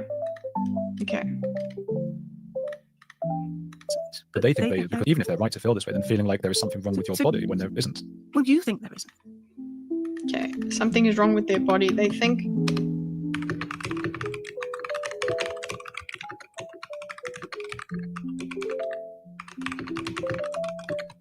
Okay, so they think there's something wrong with their body when there isn't. But she goes, but you think there isn't. You think there isn't.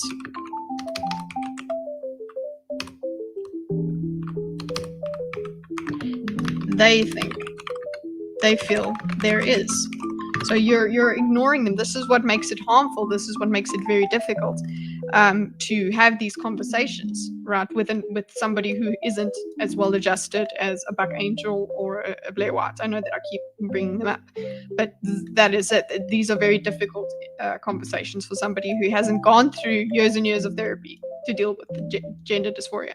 So you think there isn't, they feel there is. So one of the things is, okay, the paradox that kind of gets brought up or triggered in my mind here is this idea that if society just accepted the gender as gender fluidity, then there wouldn't be gender dysphoria anymore.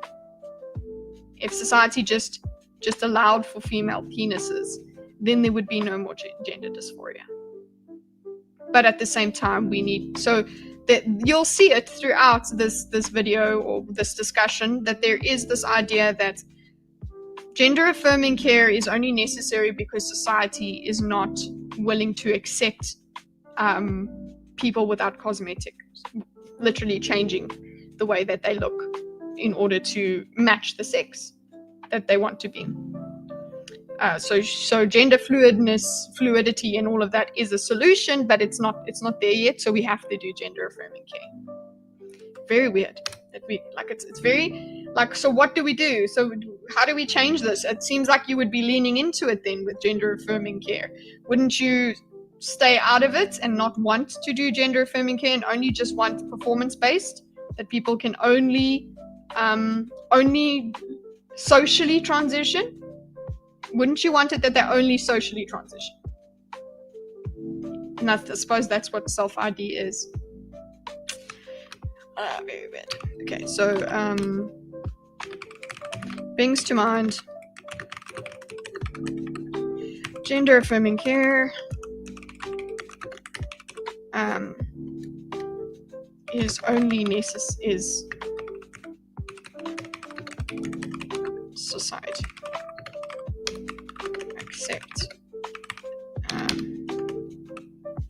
won't accept a man dressed as a woman.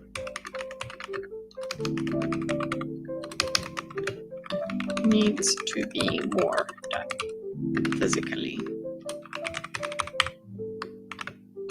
But the thing is, there's still this idea of the person is incongruent, the way that they feel, their mind, their social performance is incongruent with who they feel, who they are physically. Okay, they feel that there is what's it? But they think because they're mentally ill. And no, they're not mentally ill. And I can't have that one. It's just so. I can't have that. She cannot have that. It's just so offensive. So instead, we're going to spend time on how offensive it is, rather than, okay, I find that offensive.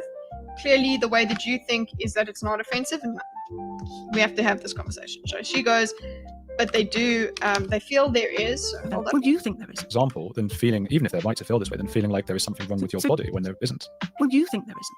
But they think because they're mentally ill. And no, they're not mentally ill. They think there is.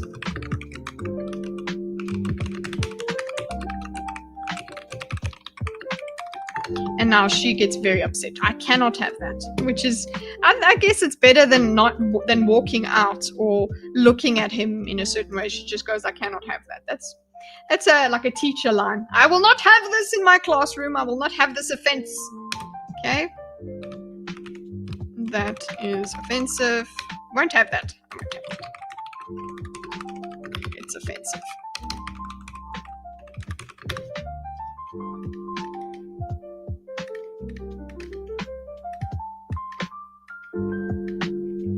I can't have that one. It's just so offensive to say that transgender people think there's something wrong with their body because they are mentally ill. It's just. I think it's offensive to say that there's something wrong with their body. What a thing to tell it's people. Them. They're well, he's decided that it's offensive to tell them, to not tell them. Okay.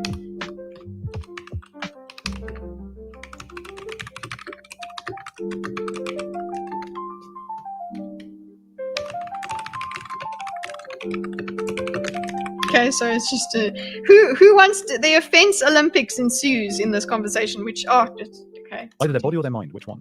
There's nothing wrong with them. There's nothing wrong with Then them. why are we What fixing went- it? what Why are we went- cutting off their genitals? Because that's what they want to do, to live their life in a happier way, to match their body with their identity. Because that's what they want to Which do. one? There's nothing I think it's offensive to say that there's something wrong with their body. What a thing to But tell it's people. them. It's either their body or their mind. Which one? There's nothing wrong with It's their body or their mind. Which one is wrong? Which wrong is out of whack?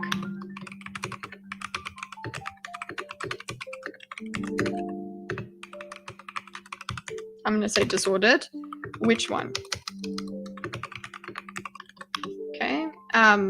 It's I suppose it's neither. It's just a way, a manner of being. It's just a personality. It's them. There's nothing wrong with Then them. why are we What fixing went- it? what Why are we went- cutting off? there's nothing wrong with him. There is nothing wrong with him. This is a good exchange. If there is nothing wrong with him, we're coming to the whole idea. If there is nothing wrong with him, if this is not a mental illness, then why are we changing them? Why are we fixing them? Okay, why is this treatment?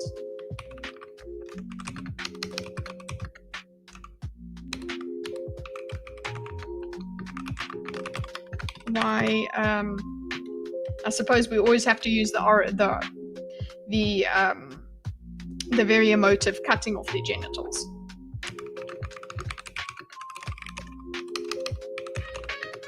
Because that is assuming the worst, as opposed to just doing a top surgery and a facial feminization, all of those things.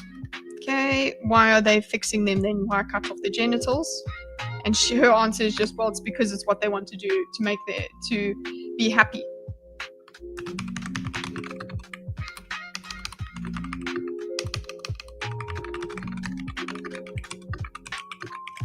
Okay, it's how they want to live their lives, which is, yeah, okay, then that would mean cosmetic surgery. Then I want to live my life as a big booty mama with a smaller nose. Hey, with a smaller nose. So therefore I went and I did it. Nobody has to, I don't have any forms or anything to sign. I don't need to have a psychological evaluation or anything like that in order to do it. On the other hand, if I want to get my tubes tied, which is, it's not possible where I live currently, but if I wanted to get my tubes tied, I would have to go through a psychological evaluation in order to get permission for me to be sterilized, because that's a big deal. But it's cosmetic, and it's just, isn't it? It's just, well, it's not. No, you can't see it, but you know, it's just the way I want to live my life, though. Come on, oppressive patriarchy. Off their genitals. Because that's what they want to do, to live their life in a happier way, to match their body with their identity. I think even they should be saying, listen, I'm mentally ill. I want to get this changed to make me feel better. I would really Why is rather that Yeah. It's very offensive because we have declassification. So you have to keep this. You have to keep this in mind. You have to go, why are we doing this? It's just what they want. But you over here, you've just done this here. You, ma'am. Okay? This is for this question over here, for what is not even what is a woman, was it over here? Scared of things unknown. She helps people go to gender affirming care. She calls it life-saving. Okay. She says it is life-saving. Is it here? Gender affirming care, which is life-saving. Wood doesn't understand gender diversity. Maybe it's in this block here. Let me just look for Control F, life-saving. Life-saving. Oh, I didn't write it. Let's just go saving. Save. Okay, I don't know. She said it though. She did say it's life-saving surgery in the beginning. Difficult to understand. Most people identify just am, feeling, anorexic person. Correct language, assigned male at birth. Do they exist?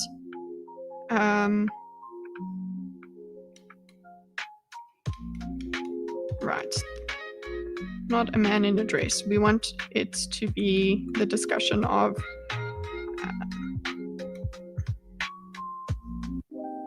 I'll just put gender affirming care here. Gender affirming care. Life saving.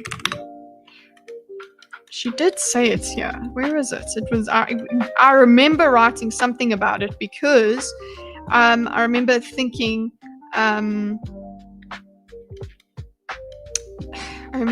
there it is. There, life saving. Why didn't that come up in my search? There it is. Yeah, come on. No, that's not what it is. Sorry, you go back up there.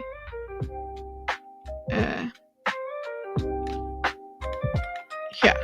Whoop, there it is. Do they exist? Blah, blah, blah. Gender incongruent. Life-saving. We think it's damaging. Okay, so we think it's damaging, but for that person, it's a good thing. So life-saving. So transitioning, which is long-lasting and potentially damaging, it's actually life-saving. So you're talking about it being life-saving because if it doesn't happen, people are going to die. They're going to commit suicide. Okay, that seems quite like a mental illness then, a disorder, something that is high risk. So we have to have this cognitive dissonance. We have to hold these two things together, and there is no wait a second, that doesn't make sense. No, you're holding it all at the same time. It's not a mental illness on the one hand, but on the other hand, it requires treatment. Otherwise, people are going to die. That is a big deal. That is a big incongruence, but it's fine because it's just all we're doing is just trying to be nice. We're trying to be nice about it because otherwise it's harmful. It's like as V would just call it safetyism. We're trying to be so safe all the time with our words in case we offend someone that we can't even logically describe the world anymore. They want to live their lives. So wow, okay. So we have this yet.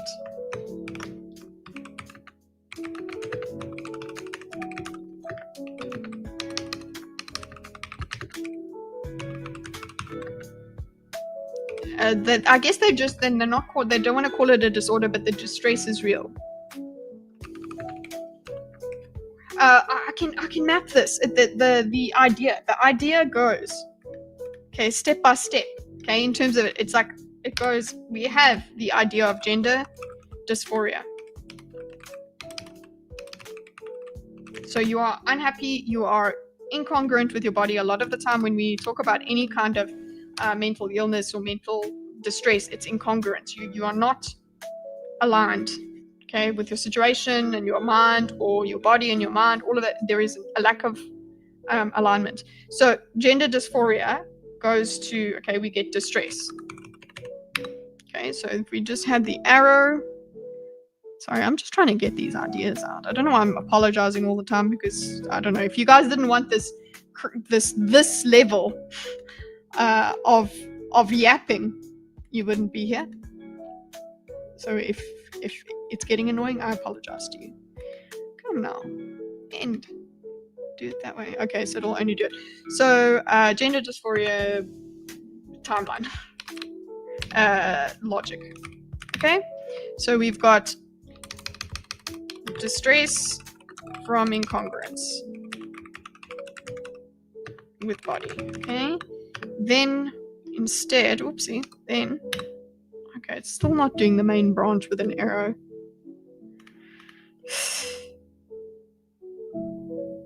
Whatever, these are arrows, okay? It's an arrow thing. If I actually change the map, I think it might actually give me for a timeline. Yeah, there we go. Okay, gender dysphoria logic. We've got distress from incongruence with the body. Okay, then we've got therefore you need treatment.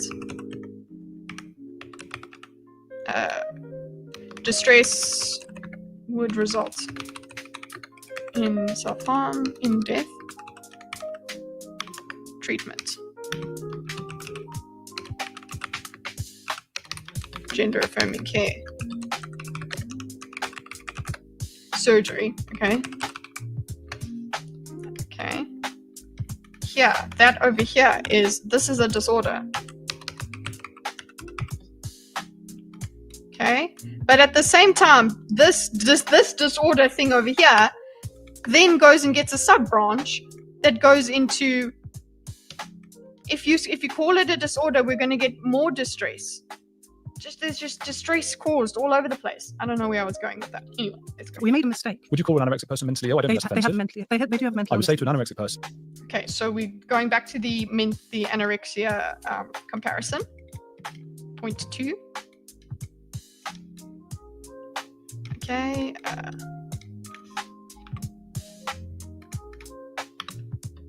Anorexia comparison.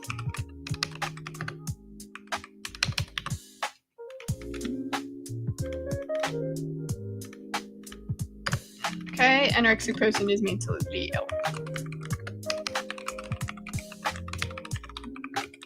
Okay, she agrees with that. I'm sitting here, I love you and support you as I would to a trans person. I think you have a mental illness right now. Yeah, and you need help and support. Yeah, and I would say that to a trans person. Well, I would find that very offensive. I just want to clarify that Yeah. I'm not intending to cause offence there, as I wouldn't to an anorexic. I know you're taking it, and I appreciate that as well. But I'm just so you know that's not my intention. But I do think they're mentally ill. I think that's sad. I think He's just said, listen, be very clear. I'm being very clear. I'm not meaning offense. Anorexic person is mentally ill. Transgender requires care and support.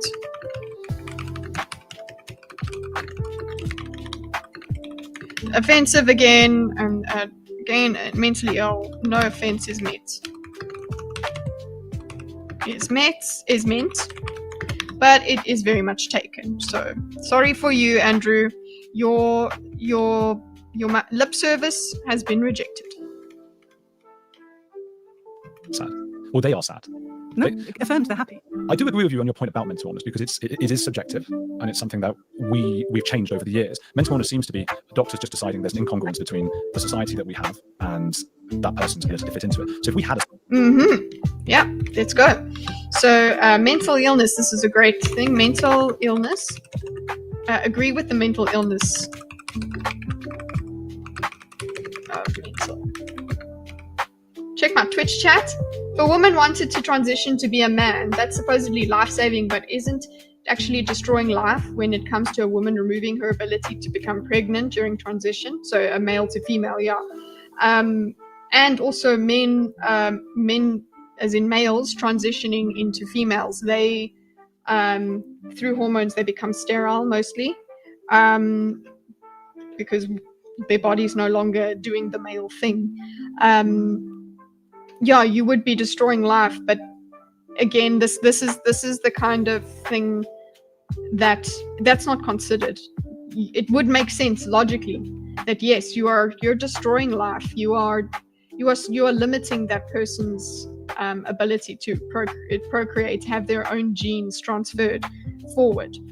But their life is more important than the hypothetical child, which comes down to the same sort of idea of with abortion, where it's the life of the mother is more important, the well-being of the mother is more important than the well-being of the child, because there is more. It's their choice, it's their body and their choice. So yeah, the fact that they are not able to have children is just something they have to deal with, and that's what they do. That's how it's brought. But yes, logically they're not saving lives. And then there's also the argument that people try to make as well, is that, well, gender transition surgery is also just not, it's actually, it's not as helpful as people would like to think, because it's actually so difficult and it gets botched a lot of the time. I think that's to do with the promising, the amount of promise that is given, the sort of predatory approach to people with mental illness, that it's just like, yeah, sure, we're going to give you an absolutely beautiful neo-vagina, but actually it's not going to actually be it's not going to be what I've shown you here. Yes, this is the best case scenario here. Look at these are beautiful. And then over here, you're actually part of the majority where you're going to get an infection and you're going to get all of the complications that are around with the surgery. But people would rather do this. They would rather do that. They would rather get rid of, they would rather risk the infertility and all of that because it's about being themselves. And I can relate to that in a way, because I'm like, I don't want children. So the fact that I don't want children is say then a choice that I am making that limits life. It limits the creation of life. It limits my genes going forward and all of that. So I am deciding not to make a life. And I can understand. I am valuing myself over the potential life of a child that I could have. Assuming I could at any point have a child. I just don't want children. That's the thing. I literally just don't have that. That might be a disorder, you know. It might be something that is wrong with my hormones or something, but I just don't have the desire and have never had the desire to have a child. I've held the most beautiful children in the world in my arms, and they have not stirred anything in me to want to be a mother. I love my niece and I love my nephew absolutely wildly. I love my godchildren, but that love does not then make me go, oh, I want my own. I've never had that. I remember clearly on the day, one of the days I went to sit with my sister and her newborn, which was my niece at the time. Now she had a son after, but yeah, the other auntie, so my brother-in-law's sister, she was there. She's the same age as me. She's a couple months older, I think. And she was holding my niece, and she said, "Oh, Jits, don't you want one?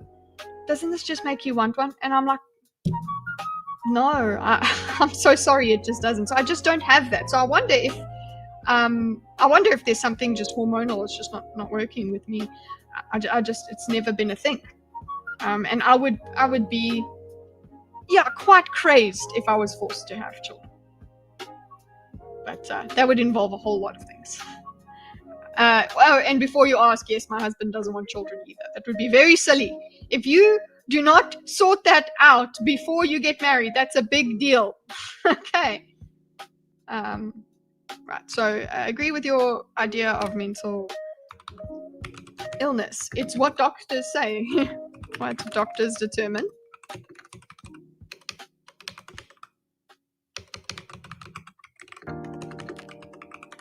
Okay. Frankenstein vajayjay. Apparently they're very nice. Okay. Society, just for the sake of they can be as tight as ever. Argument, where like everybody was trans, it was part of being part of the society, and it was part somehow of our evolution, or who knows what. For the sake of argument, where like everybody was trans, it was part of being responsibility. It seems to be doctors just deciding there's an incongruence between the society that we have and that person's ability to fit into it. So okay, we went very quickly through that, but it's like there is an incongruence between society and a person's ability to fit into it. Okay, and what he means by fit into it there, from context, we can understand. It means function. Okay, you know, like we call a functioning alcoholic or something. It's somebody that still is not their functioning is not hampered. That is part of disorder. You know, defining a disorder is that it's incongruent with the social what do you call it? The social norm. Okay, so yes, now he goes in and he takes this into a thought experiment, which I actually love. We had a society, just for the sake of argument, where like everybody was trans, it was part of being part of the society, and it was part somehow of our evolution, or who knows what. Then I don't think it would be considered to be mental illness. Often they talk about. Okay, so if everyone was trans.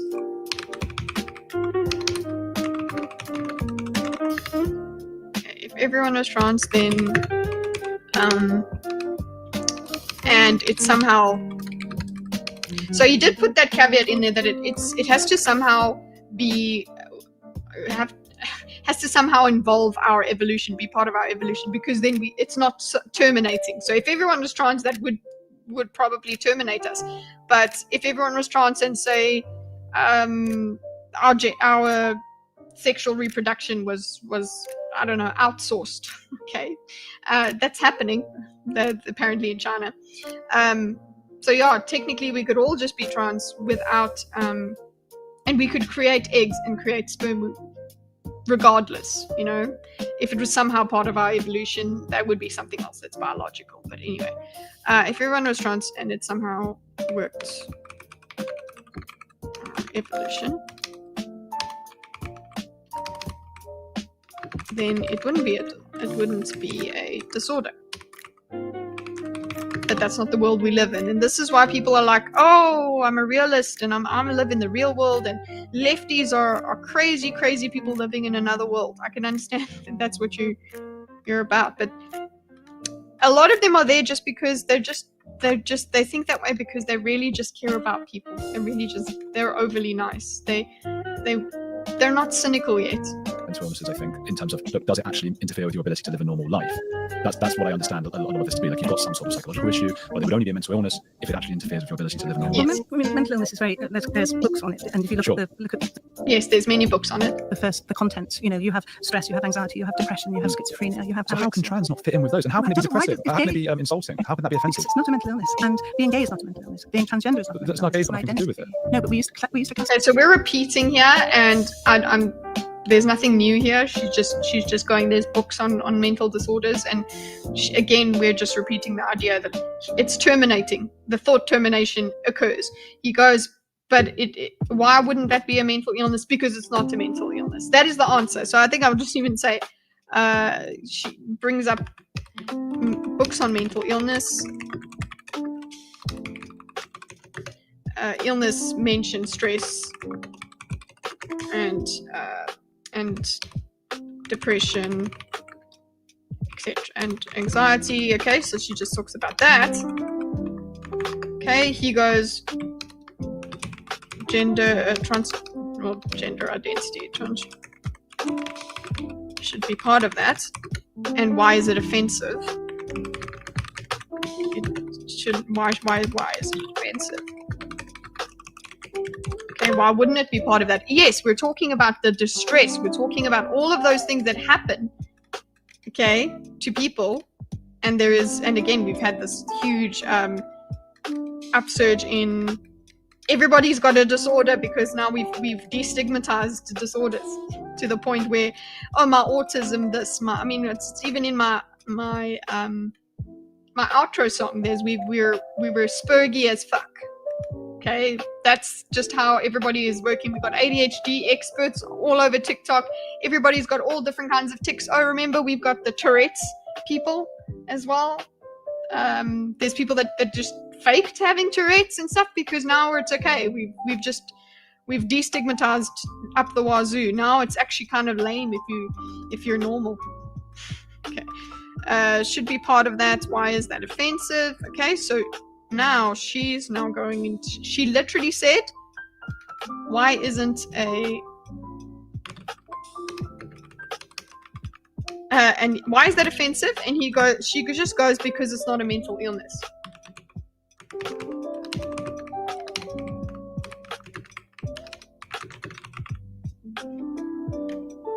So, mental illness. Okay? That's it. That's your answer? I don't need... No. We're still not engaging with this. I'm just going to go. Thought terminated. Boom. Just done. Okay, cool. Good for you. As mental illness, and we realised, oh my god, that was so offensive to gay people. And then we used to classify gender incongruence as a mental illness, and now we're realising, oh my goodness, that's so offensive. But you accept that they're two different things, being gay and being trans. Oh yeah, absolutely. So I feel like the argument, I've heard this argument before, I feel like it's tantamount to, we used to say this was a mental illness and we were wrong. Yeah. Therefore, anything that we say is a mental illness could be wrong, including feeling like you need to cut your genitalia off. Well, yes, she cannot disagree with that. She cannot. Okay? So thought terminated, but he goes over here and he goes, right, seems like if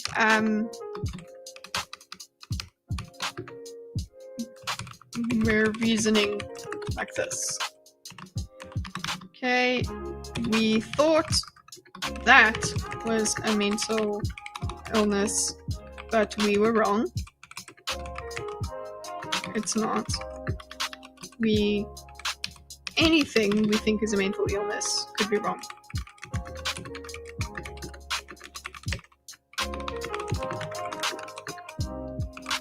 Okay. This should be, yeah, that's the way it is. So we can socially engineer society to the point where disorders are normal. We get that. Where it's not even just normal, it's desirable. I think we've probably exhausted the mental illness, because I don't think we're going to agree on it, but So she's just like, we've exhausted it, so we're not going to agree.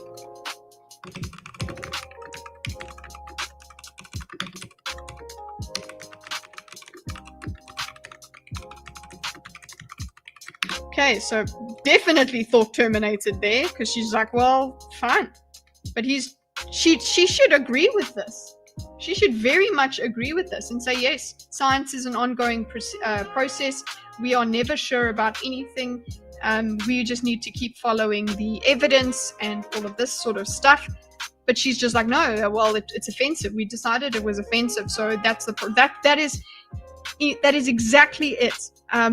We decided it was offensive, so therefore we turned that away. So if you get upset enough, okay, you get upset enough, we can take that away. So paraphilias, if you get upset enough, we can then decide that that's not a disorder.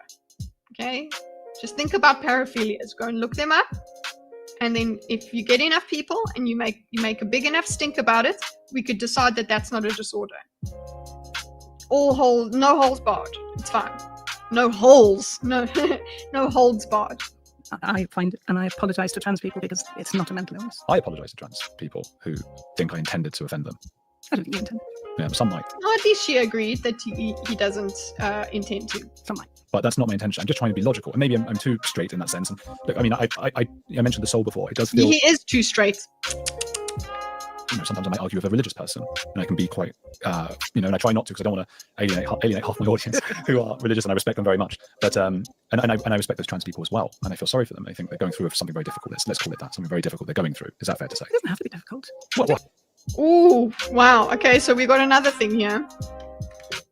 Okay, so again, doesn't have to be difficult. So again, now pitying a person that is going through gender dysphoria is a bad thing. So agreeing that is a difficult, it is torture for somebody, like daily. Okay, it is a very serious state of despair that a person goes through. So but then there is the idea that it's society who created this. Society is the reason that person is upset, but it's reality is the reason that person's upset, because reality, when they look down, they see parts that they don't want to see. It has also got to do with themselves. It's not just what everybody else is saying, because when they're alone in a room and they look at their body, they're upset with their body, not because this person said that. It's already there, it's inherent. Anyway, I don't know, maybe I don't have the solutions. I can't fix the world. Okay, so he just said here, speaks to religious people.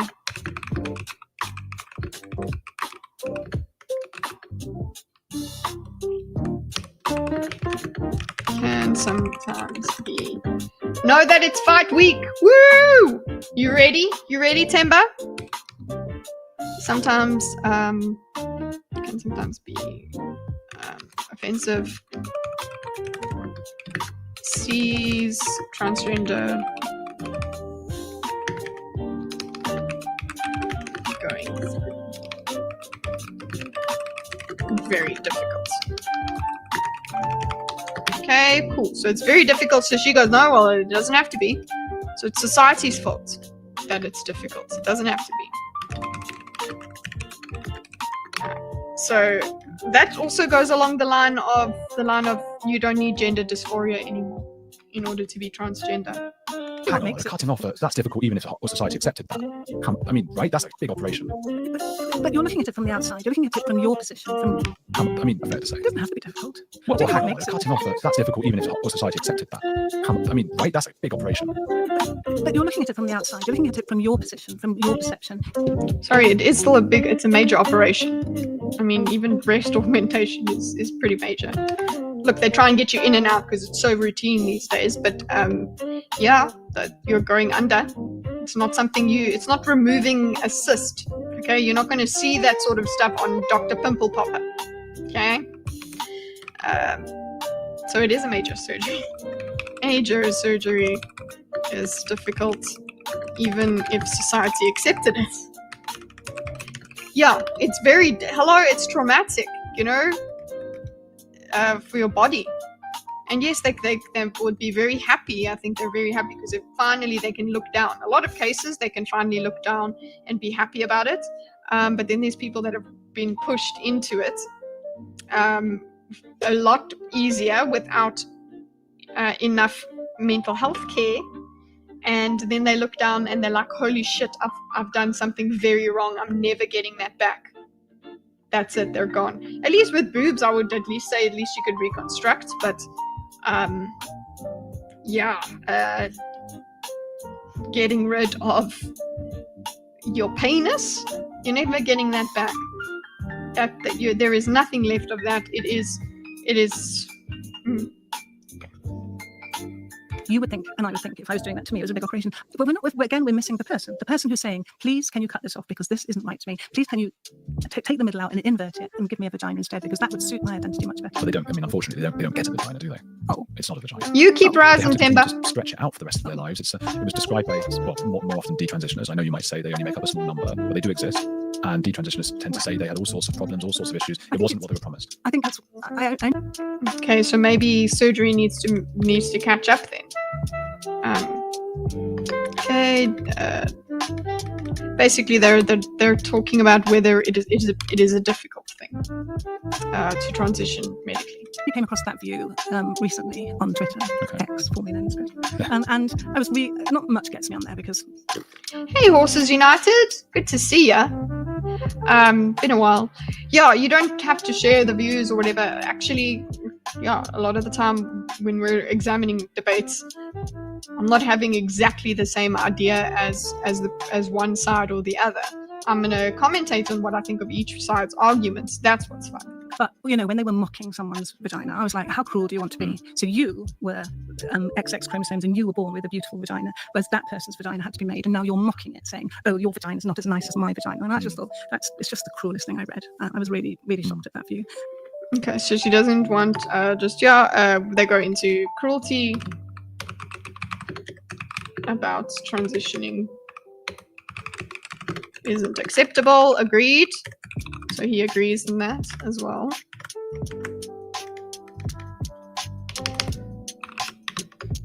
Agreed. Okay, cool.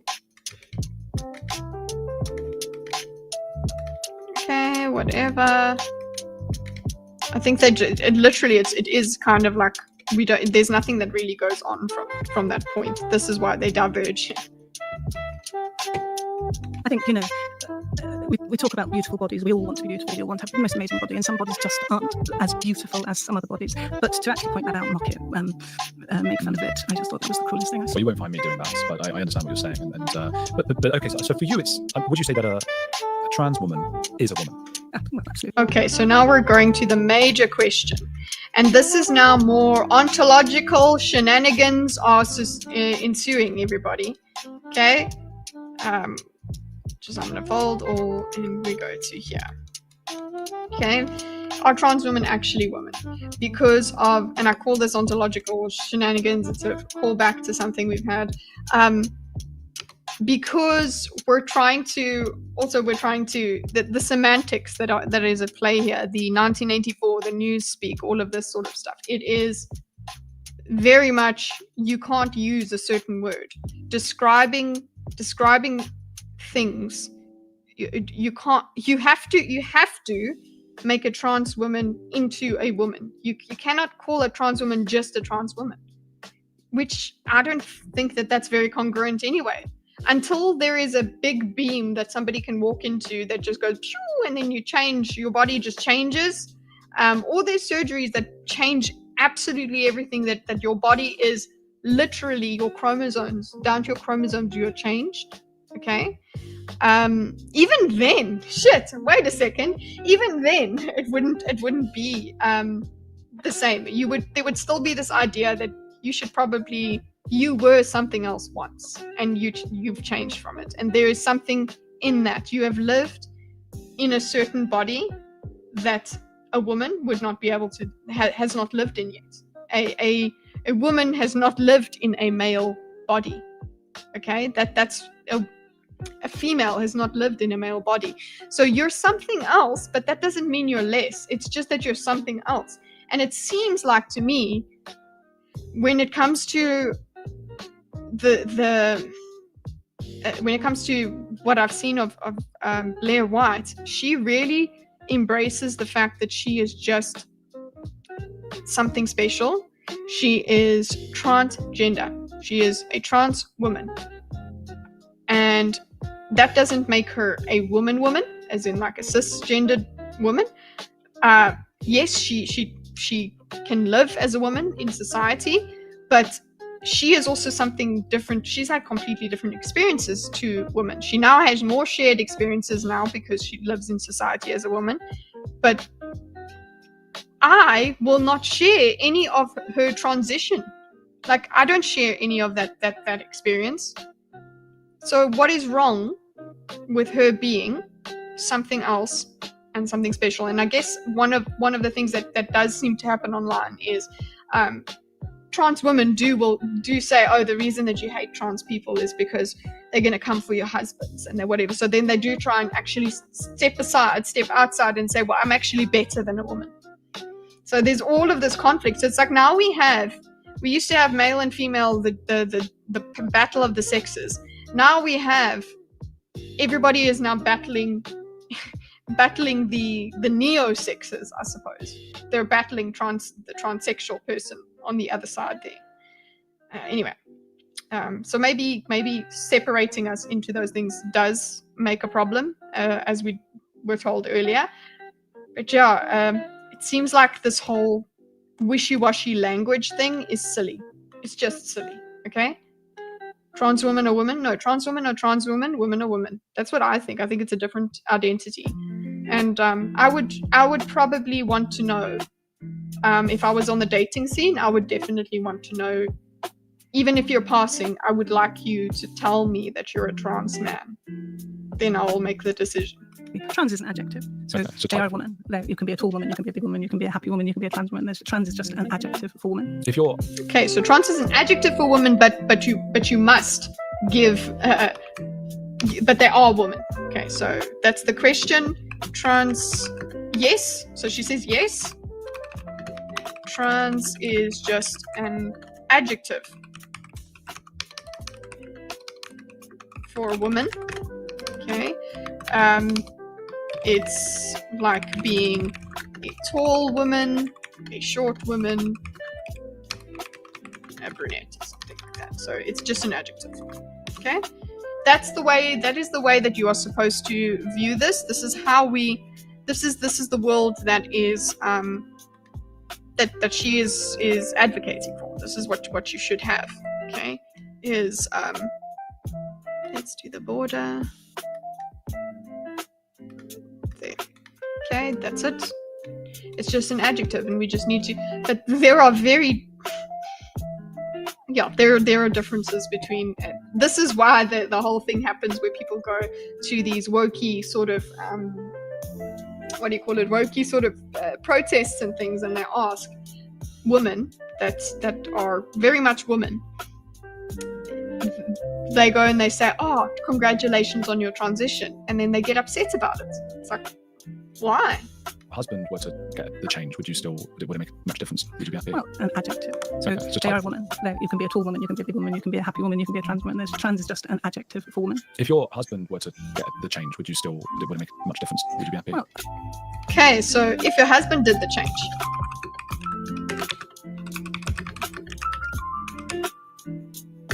would you still be be happy. Okay, they get into a bit of a wishy-washy here as well, because it's like, oh well, you know, you love the person. This is what I mean by actually, it's weird. We actually do just get down to genitals eventually. Okay, we actually do. There is a base level at which we operate, and yeah, just if your partner, unless you were, I don't know, just somehow you were bisexual and then the change happened and you were fine with it. It's just that their sex, their body is who they are, and that's the person that you've married. Yes, they can change, they can put on weight, they can lose weight, they can get sick, all of that, and that's still your partner. But when it comes to your partner being a completely different identity, that's different. That's like, and it's like, oh, you're functioning differently in the world. You don't interact the same in the world. I would not personally, if I had my big burly husband, my big hairy bearded husband come to me and say that he feels like a woman, I would be devastated, because I've lost the man that I married. Okay, because remember, there is a thing that they call them dead naming and all of that. I've lost the man that I married then, if that's what he is. And then and then I suppose it's not like I would hate him, but I would have deep resentment and sadness and all kinds of confusion. I would require a lot of therapy to deal with that loss. Okay, wouldn't hate on him. And I suppose if he went through that whole change, maybe I would be decent with him. It's not like I would hate him or whatever. But yeah, we wouldn't stay married. Of course not. That's just not it, because he's not the person I married. I married him. Okay? I did not marry a her. So yeah. But I guess people would try and say, oh, well, you married, what's his weight when you married him, and what is his weight now? No, that's not the same thing. The weight, that is a changeable thing. That is a thing that changes even from day to day. I wouldn't be able to. So that's me on this. But I suppose she should be very fluid about this. They call them trans widows. Oh my god. That, you know what, that would be keeping my husband male is life-saving for me. I don't think Mike would do that, to be fair. But I mean, it's something I've thought about a lot. Not Mike, if you're listening, Mike, sorry. But you know, who is it? Is it the sex that you love? Is it the penis that you love? Or is it the person that you love? I love the person, but part of the person is their bits. It's the whole package. Okay. If he was in an accident and he didn't have it, that would not be a problem, because he would still be himself. Okay, he's still him. But the fact that he goes and gets it chopped off in order to do something else with it, that is a big deal. That's a different that is a big change. He's no longer himself. He's something else that I am not a partner with. I'm not willing to be with, because I want a man. Sorry for that. I just want a man. No, and hopefully when people get married, they marry the person that they love.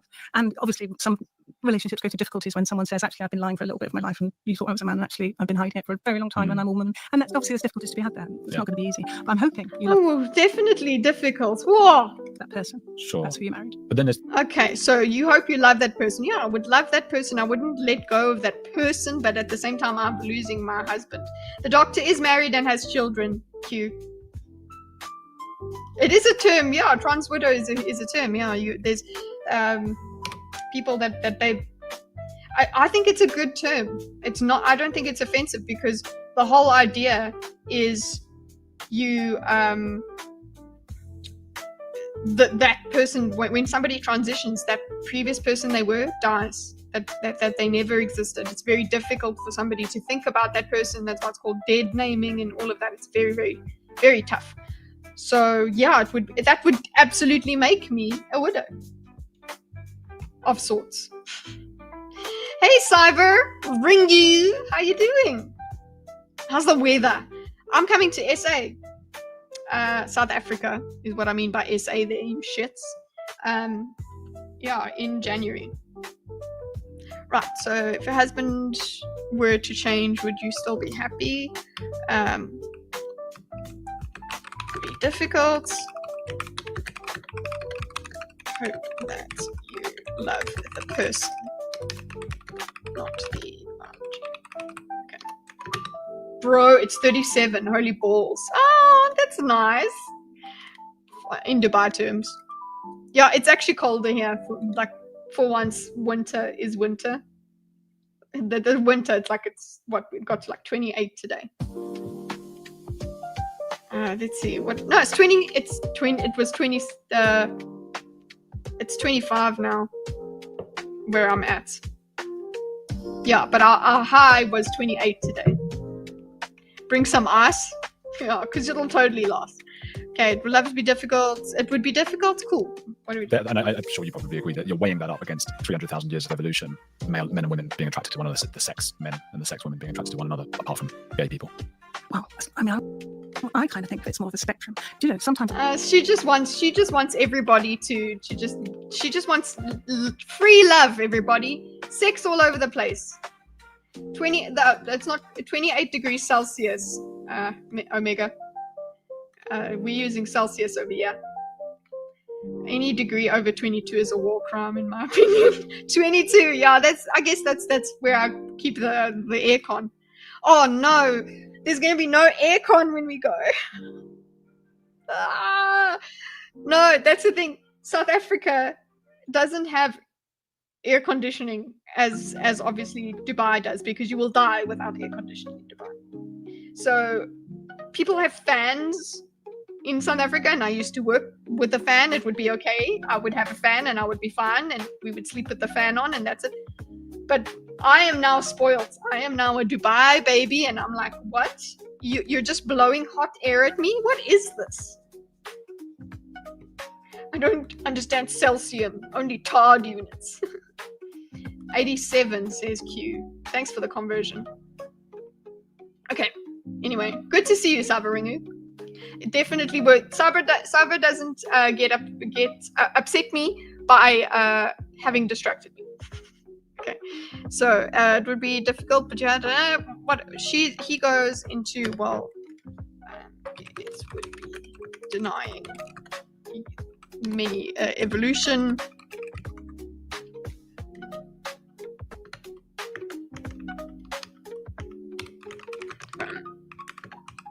Gay people. So yeah, it would be that.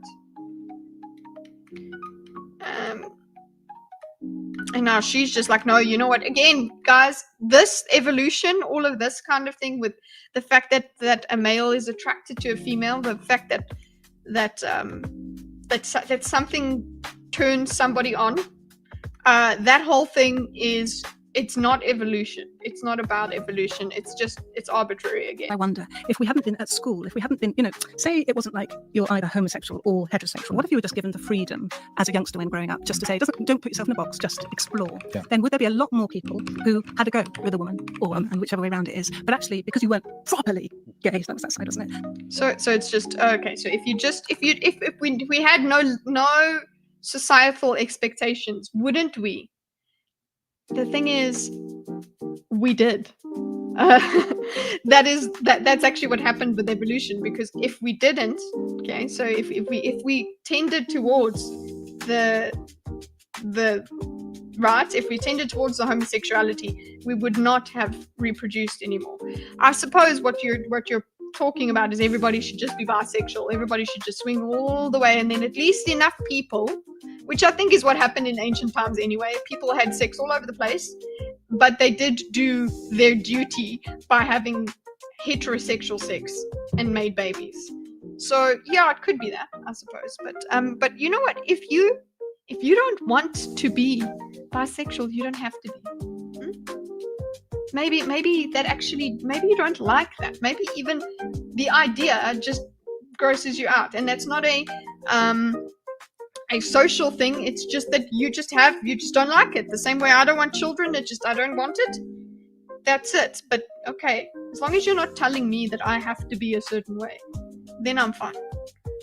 What if we just explored? No societal expectations. So maybe she would have had a go with a woman.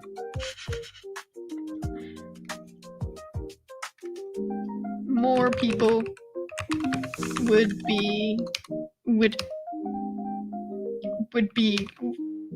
have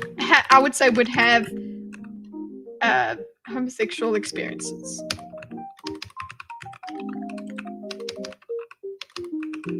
Yeah, maybe they would, but what if they came down to the heterosexual side anyway?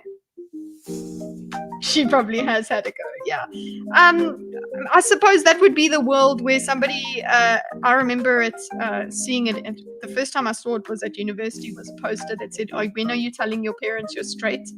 No, this is a university in in the West? It's South Africa, but it's a westernized country in that way. And of course, a very liberal campus. So the first time I saw that was, it wasn't even online. It was, "When are you telling your parents you're straight?" So I guess that's the society she's talking about. That you never actually explored, and only the really, really gay people actually did explore. And I wonder if it's the same thing, this homosexuality and heterosexuality. God, I hate the labels. Why don't we just be free to have sex and have fun and explore our bodies and have those amazing orgasms with whoever? Why? You know what's hilarious when you mentioned that? I literally, guys, when I watched this and she said, "Have the most amazing orgasms," I went, ha! Because guess what? When you have your gender affirming care, it's very likely you will never have an orgasm again. That ability does not translate. That is something that you're risking. But I guess in this society, you wouldn't need to have an operation at all. You wouldn't need, what do you call it? You wouldn't actually need that gender affirming care. So if we just change society, that would not be required, apparently. Okay. When you do it with a black girl, yes, it's different. It's different. It feels different. Is it? Oh, I love this question, Horses United. Welcome back. Is it possible for a society to be a society without societal expectations? Because that be expectation of that society, if possible, very contradicting with the words no societal. Yes, how do you have without societal expectations? You do not really have a society, do you? I guess it would mean, she didn't say no societal expectation, but let's say of heterosexuality, which is heteronormativity, right? If there's no societal, that is kind of where we get to that sort of postmodern feel you get with gender ideology, and that's why we call it an ideology. It's like we have to view everything through this lens, and you go and you deconstruct society. You want everything that holds it together. It must be removed so that we could bring in a different expectation. What if we just wrote a sci-fi? It would be like, okay, well, no, the expectation, and this actually is happening in our media anyway, in terms of who's writing it and all that, where the societal norm is that you explore and then you decide who you want to be with. But I would actually find it quite interesting if it became uncool to be heterosexual, which I think is a thing now. It's just, it's so lame to have a boyfriend or whatever. Like you got to be exciting. You have to be diverse. Anyway, so yeah, I think that is changing already. The sexual revolution has happened. Speak to Paffy about that. Paffy, by the way, what's the name? The case against the sexual revolution, does it talk about heterosexuality versus homosexuality, all of that sort of stuff, the free love kind of thing? Does it go into that? I don't think women understand the sexual disgust men feel towards other men. I think women are more open to other women, or at least not totally disgusted by them. I think with Louise Perry, I think with women, it's mostly that I know for sure that I've been socially conditioned into not being, or into looking at women, actually, to looking at them and checking them out. I definitely was socially conditioned into that. But then when it comes to like thinking of the parts of a woman, that actually starts to get me a bit of like the downward parts. That gets me a bit of revulsion, which is strange. So I guess it's a broader spectrum. With women are a lot easier to look at. They're a lot easier on the eyes. I don't know. Men. I can understand a man's revulsion against a man, but not so much a woman being repulsed by, say, Sydney Sweeney. But maybe that's society, guys. All women are gross. Ew. Oh, it's mostly about women and men relations. Oh well. The updated version needs to have better representation. Where the hell is my husband, by the way? Just hold up.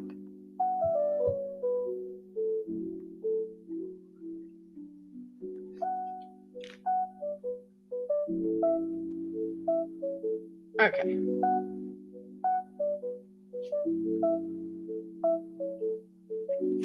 He be in the air. Okay. I'm on the bisexual train if my boyfriend bores. What? We're fighting. If not love, I start distracting, looking at new partners, usually women. Then same vice versa. I like it when my partner has to be compete for me with you. Jeez, horses, are you okay? Drink water if you've been drinking some alcohols. Why do we have to go? I'm heterosexual and I'm only allowed to be with men.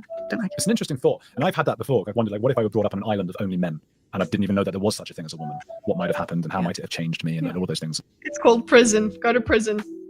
See what happens. Prison rules.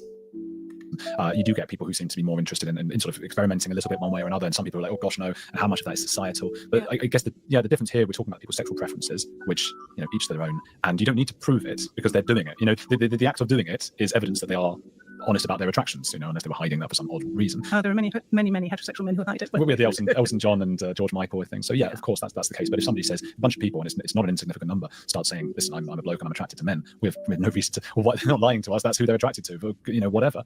So we've just sold it then. So if you've got women over there who actually say, actually I'm not a woman, I'm a man, or a man over there saying, actually I've got it wrong, I'm a woman. So we've sold it. Let them be. We've got, and do we have I don't know proof? how you jump from one to the other. Because you're like, well, obviously it's okay for them to be gay because they're doing it. And I'm like, well, actually, obviously it's okay to be trans woman because they're doing it. There's so many beautiful, happy, wonderful trans women living their best lives. It's only us that seem to have a problem with it. Leave them alone, and they're happy, and they are. Yeah, this is where I wish they got into this thing of what is leaving them alone and leaving them and letting them be happy. This is the great part, that we could get into the rights versus rights. Okay, this group's rights versus this group's rights. That discussion. What do we do when someone else's rights seem to infringe on another person's rights, or the insistence on taking care of a certain person's or a certain type of person's rights actually lands up harming them or harms. There's unintended consequences when you have a policy that says no hormones for anyone. There's unintended consequences for that. So we need to get into that discussion about what's the easiest way to get most people happy. And it gets into, so they go into the sexual preferences discussion. Okay, sexual preference.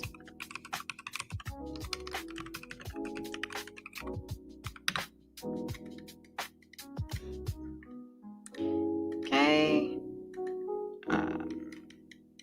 Then the discussion is, okay,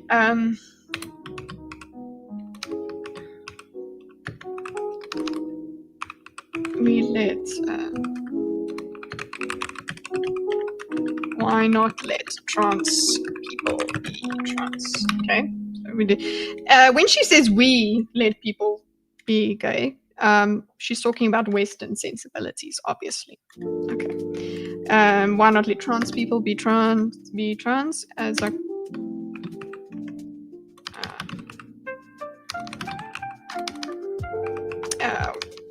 why jump from one to the other? I'm actually with that. I don't think I think you can absolutely jump from one to the other. It's whatever happens in the privacy of your own home in a Western society. Whatever happens in your own home, then fine. But the thing is, now it's becoming other people's problems. Now there is this movement, okay, the trans movement. There is the weird evolution or de-evolution of what it meant to be trans. And now it's like you've got the idea of cracking an egg. So in the trans community, there is now something that if you are somebody who is supposedly trans, you are called an egg and you haven't transitioned. So you don't even have gender dysphoria. You're just a tomboy, or you're an effeminate woman, effeminate guy. Okay, you are then targeted. Okay, not necessarily in every single community, but there are communities in which this happens. You are targeted as an egg. You are named an egg because you need to be cracked.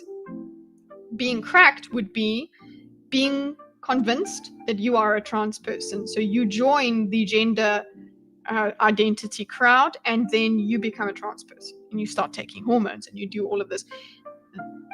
We have that in existence now. Sure, we can argue about how prevalent it is, but it is in existence now. Why is it that way? It's become a bit of a contagion. Let's get into the contagion discussion. Let's get into the trans trenders contagion discussion. Let's get into the trans matching discussion, and let's get into the detransition discussion. They do get into the detransition discussion, but that's what I'm saying. It is no longer, because what it was like years ago was, let them be. It's fine. That is their business. They walk among us. They live among us. There is no you have to date me or you're a transphobe. There was none of that. Okay, it was just living your life, making your transition, and that's it. Now it's something completely different. So what she is fighting for here, that was there. Now it's gone. Now people are fighting back. People are now feeling threatened. Okay, and you're getting a lot more hate, as she has said. Anyway, why jump from one to the other? And then she says, well, just let them be. Let them live their lives. It's true, yeah, sure, let them live their lives. But we're here, we're queer, we're coming for your children, is a thing. What? Hello, Zaxi. Proof that it is, because they are living that life. Well, I don't know if I agree about leaving them alone and the behalf. Well, I do agree with that, but I don't agree with.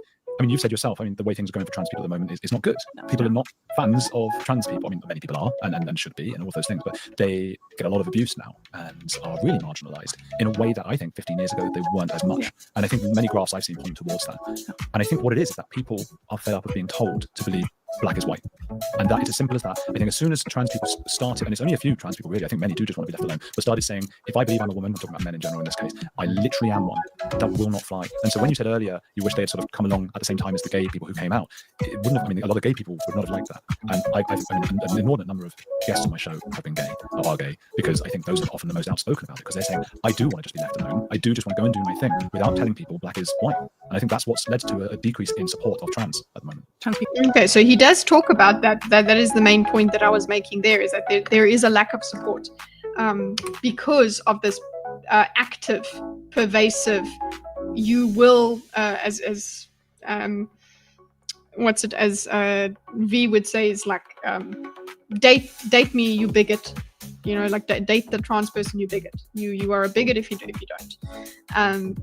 That is the kind of idea that it has led to decreased support, because we spoke about in the beginning. The idea is, when you think of trans women, you don't think of just the quiet person that actually you didn't even know that they transitioned, or you suspected maybe, but you didn't care because that's a nice person, it's a person at your work, and it's fine. But now you think of, it is man. That's what you think of. And you think of Lily Tino. You think of all of those people. Okay, it's become the culture war. It has been a proxy war as well that we're using in the culture war. But there it is. Let me live their lives. Let them live their lives. Then it's no longer let's see. I think this might be another song that cuts out. There it does. Okay, it's no longer about letting people live their lives. People are being told to believe black is white. And he's literally, he says the word literally. Tired. A trans woman is literally a woman.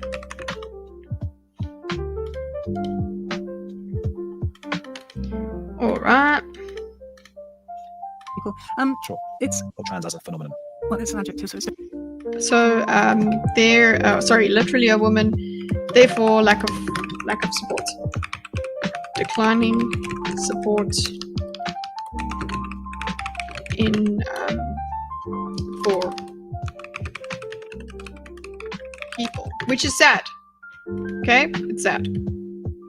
difficult. But yeah, black and white. No, we can't use that actually because you can't. It's not black is white. You can't say black is white because it's not white is white and black is. Oh, we can't use that analogy. Actually, we made the we did the analogy yesterday about race, by the way, and race did seem to be quite in sync with the whole changing your body to suit your identity thing. But okay, so we can't use black is white. Can't use that. Just no, we can't use that analogy. Okay, why can't we use it? Is it because it's offensive? Are you just going to be like just like a young person speaking to their old racist dad and just say, you can't say that? Black. But we're saying that it's kind of like, it's not black is white and black. You can't say black is white because it's not white is white and black is black. Yes, that's exactly what people are saying. Okay, so you can't say black is white because black is black and white is white. But that is exactly the argument that you are making. But she's like, no, that person was never in the wrong body. Okay, they just are. The idea of woman is squished beyond recognition. Okay, so they were always a woman. And you are a hateful person if you want to acknowledge that there was actually a change. You are a hateful person for doing that. You have to believe that they are you have to believe it as if they did pop out of the womb with a womb, or they did pop out of the womb with a penis. It's not artificial in any manner. Otherwise, you're hateful. That is exactly the analogy. There is no point here that you have made that makes this not a good enough analogy, ma'am. But we're saying, sorry, it frustrates me. I'm not trying to be mean, but it really just frustrates me because it's so clear right in front of her, coming out of her mouth. What she is saying makes no sense, but she does not care. She just does not care because this is not the way that she perceives it. She has gone beyond these things. It's just, you just have to believe. It's like, I suppose, I guess it's like Christianity. You have to go to the I don't know, and then you have to say, okay, no, I believe that person is a woman. Except there's just, you're going against everything. well, we can't use that actually because it's not black is white and black. You can't say black is white because it's not white is white and black is black. But we're saying that it's kind of like, you're saying if the trans people didn't get upset about being bullied, then they wouldn't bring it on themselves. No. If the trans Yeah, okay, good. So she goes over here, black is white, whatever. If they didn't get upset about being bullied, no. People are upset about they're actually being bullied. They're being bullied by trans people. So everybody's like, I'm the victim. The lady that went to the gym, she is calling herself a victim. She is saying she is uncomfortable. What happens then? But okay, it seems So I'm putting this in a separate block because it doesn't actually move on from this analogy of black is black and white is white, all of that stuff. No, it seems like you're saying if trans people just didn't get upset about being bullied, they wouldn't bring this upon themselves.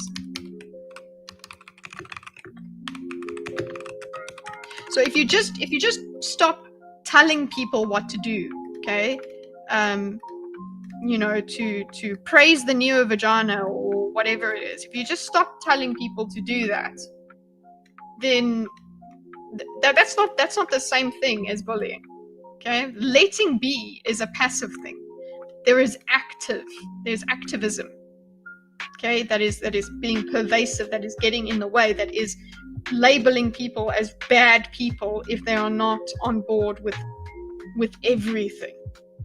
Absolutely. You can't actually mind your own business. Otherwise, your silence is violence. People didn't start telling people, if I believe I'm a woman, I'm literally that. It's an example of good intentions. We all want to believe that's true. One of my favorite quotes was something like, who was it? Bollocks, I can't remember. But one of the philosophers of the last 100 years, but what's his name? Bertrand Russell. You know, we need to go by truth. I'm paraphrasing. Not what we wish were true or would be beneficial for society were it true. Because those are the times when we think we're all in a bit of a bubble and we think this is a morally correct thing because we're all right on, we're helping everyone. And later down the line, you go, gosh, that was actually pseudoscience. And whether it be the Nazi white supremacist stuff, whether it be the Stalinist kind of humans can work in a kind of, you know, communist society, no, we need to stick to truth no matter what. And I think it offends people's sensibilities when you say to them something that is so obviously not true. So of course that has reduced support for trans people. Of course it has. So he's just going into the whole idea of truth is, it's bullying, it's about not being willing to accept something that isn't true. So all that's happening here is that her truth and his truth, so what she believes to be true in the world and should be true, okay, because it should be true, it is true, and it serves her to act as if it is true, because the more you act that it is, the more society comes along, the more academics you plant that are of the same mind, they are training more minds to think this way, then you do actually, eventually, society does change. This is why I get to the point where, hey, I get you, Andrew, I get what you're saying. I agree with a lot of what you're saying, but you know what? It's going to happen anyway. It's actually going to happen anyway. It's happening. And maybe in our generation, it will still be a bit wonky, unless there really is that backlash against gender affirming care, where we've got a lot of people suing the medical professionals. But anyway, something isn't true. I also do accepting something that isn't true. We can't live as if the things we want to be true are true. So her response shows to me that if you live as if it's true, it will actually become true. So that she's of that idea. I will actually do examples of pseudoscience, like if we're talking about what was it, phrenology, things like that, phrenology that was used in order to justify racism, that it's actually, this is a completely different species and therefore they belong as submissives. Okay, so examples of pseudoscience, Nazism, then it's like communism. Communism would be great for humans, therefore that's it. I would put in phrenology. Let me put there phrenology. Okay. We can't live as if things we want to be true. Examples, suicide. Okay.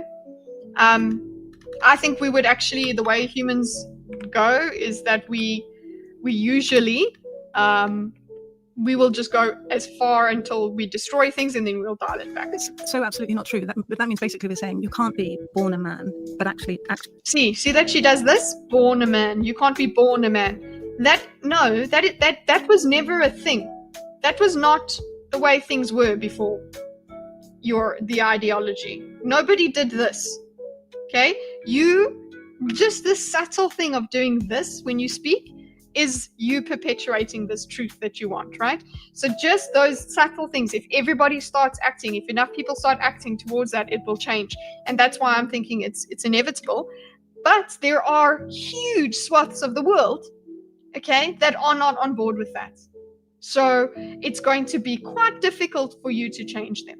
Like, there are cultures that are not going to accept this, okay, which is why Matt Walsh's documentary, when he went into Africa and said, well, can't a man be a woman, it just did not fly.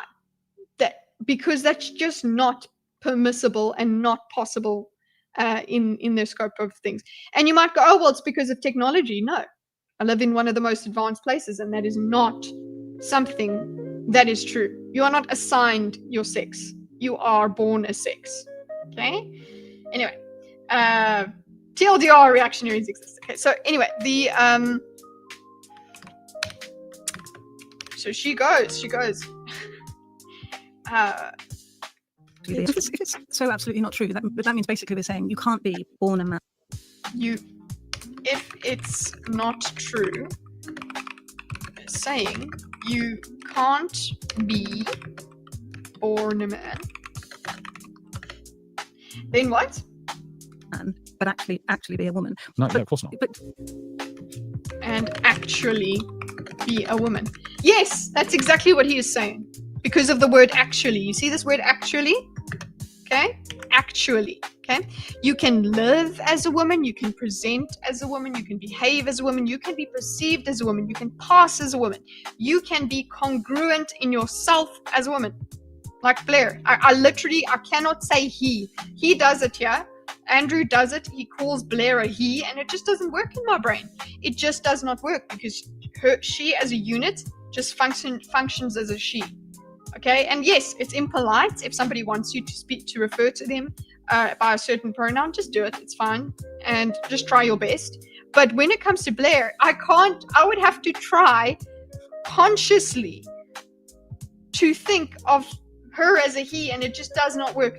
No, I just can't do it. It just doesn't. It would require more work. And guess what? That's what happens in society. Is what is easiest. How do we get along? Like my trans friend as well, it was just, I never ever saw her as anything but her. Like, yes, I met her during transition, so she had already changed her name, but she was she. I knew she was trans, but she was she. Okay, and this was in South Africa, obviously. Okay, you're saying you can't be born a man and actually a woman, but that word actually is the difference, though. But so that means that gender reassignment in the Equality Act needs to be rubbed out. Yes. It's not true. I think so, yeah. She acts like that's an argument. So like her lead on is, that means gender reassignment act should be abolished, essentially. It's not true. And he's like, yeah. Yep. To completely abandon the Gender Recognition Act. I think so. All the people who are transgender. Sorry, Gender Recognition Act.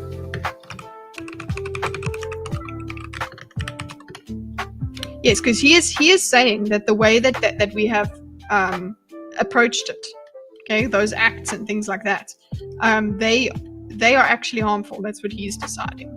I'm not too sure about it. It's just yeah, I'm of the mind of let people live, but at the same time that there should be some sort of thing of, you don't get a notification for your cervix checkup. Okay, we're not feeding the delusion to the point where you are getting, like, people are post to their thing like, I just got a thing that said I must get my checkup for my cervix or whatever. I must get my pap smear. No, there's a completely different medical path that you need to go down as a trans woman. Okay, you don't have to deal with polycystic ovaries. You don't have to deal with menopause or whatever. You're dealing with something completely different for your body. So that my thing would definitely be that, okay, well, no, let's think about practicalities here and what can be a problem. If you have, again, a pain as a woman, it will mean something different to pain as a man, as in male. Sorry, I'm using woman and man. I mean male and female in this context. Okay, so what's this? Recognition Act, then today, and I think the last poll, 262,000 in the UK said that they were the ones that ticked the box to say that I was trans. So we'd have to say to all of those, sorry, we're not going to. We're let going to you find a be better way trans of helping anymore. you. Yeah. Yes, what his thing is, not sorry that you now run away, which is the horrible, stupid way that Matt Walsh and co have spoken about it. They're like, oh, it needs to be eradicated from society. Really? Is that helping? Is that kind of word helping? But yes, that's apparently how they talk. No, that is not what reasonable people are looking for. They're looking for a different solution. They're not looking for a final solution, you shit faces. I just think that that's really, really regressive. And you said earlier that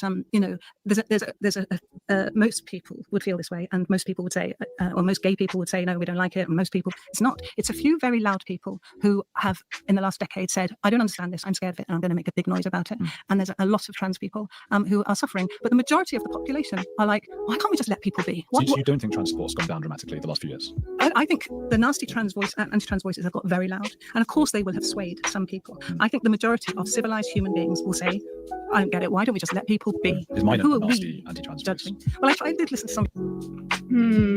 Okay. Still weirds me out. Men can get pregnant. To me, only trans men get pregnant.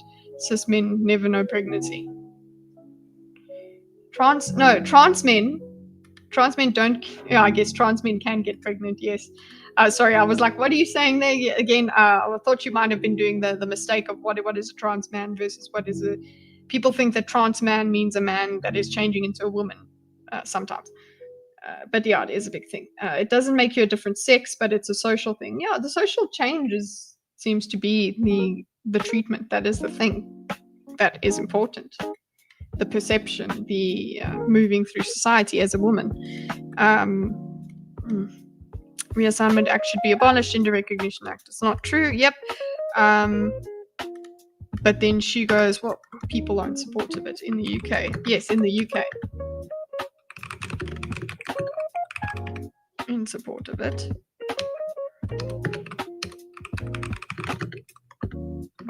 They want people to just be. And that's fine, but then there is this idea. Maybe if we all just shut up about it, which is what Blair has said. She's like, just take a beat, everybody. Just shut up. Just take a beat. Come back in a couple years. And we can talk about it. Let everybody calm down. Just to be support. They want people to just be. So support trans people hasn't gone down.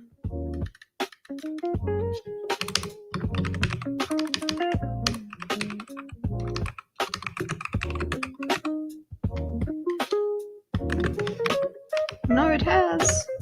Ugly voices louder. Okay. So here as well, this comes to the whole idea of their perception of what it means to be trans is different.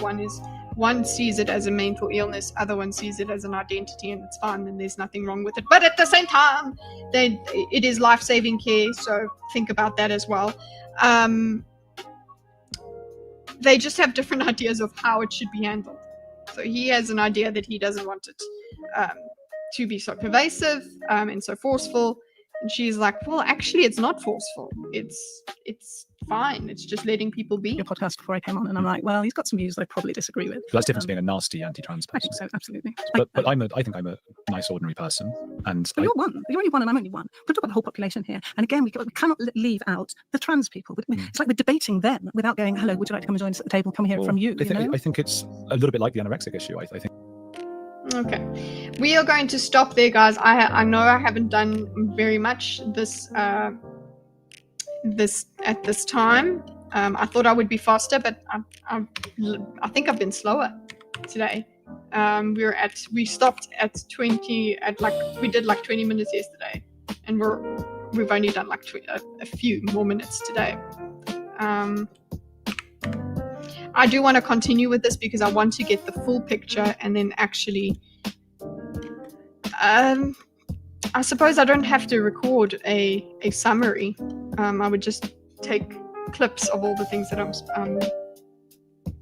I've said. I've definitely repeated myself a lot of the time, but so have they, because when their points come across and are repeated, I repeat my reaction to them. So apologies for that if you have fallen off for that reason, but I guess if you've fallen off, you're not here and you haven't been you haven't been listening anyway. So yeah, right, if we just want to zoom out and just have a bit of a summary of what we've looked at today, what extra bit we've gone through of the conversation. The main thing that we mostly that was big today is transgender a mental illness. That was the main discussion that I think was the most juicy bit of today's stream, because it really revealed to me just the bold-faced belief of you are it's not a mental illness, but at the same time it's life-saving care. So it's not cosmetic, it's not about that, but it still makes people's lives better. Therefore we still kind of need it to be a disorder. There's still a lot of distress involved, but it's not a mental disorder. So yeah, that's what we're getting at. So yeah, that's the main discussion. We got the anorexia comparison and the homosexuality comparison. That's the main gist of the conversation. And what I mostly got there was, what I mostly learned was from her in this instance. Then in terms of the are trans women actually women, we've spoken about we did speak about it in the previous episodes as well, the previous part, where it was very much about the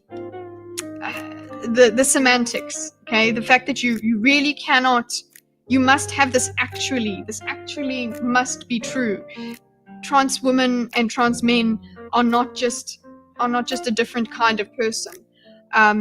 And then you guys know, as I've waffled on about endlessly, I would say that there is something to just saying trans woman or trans woman, trans men or trans men, woman or woman, men or men.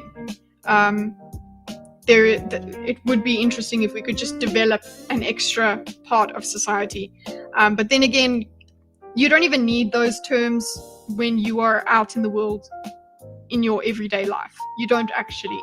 The only time that you would need to, I suppose, disclose that is that in a dating situation and to your doctor.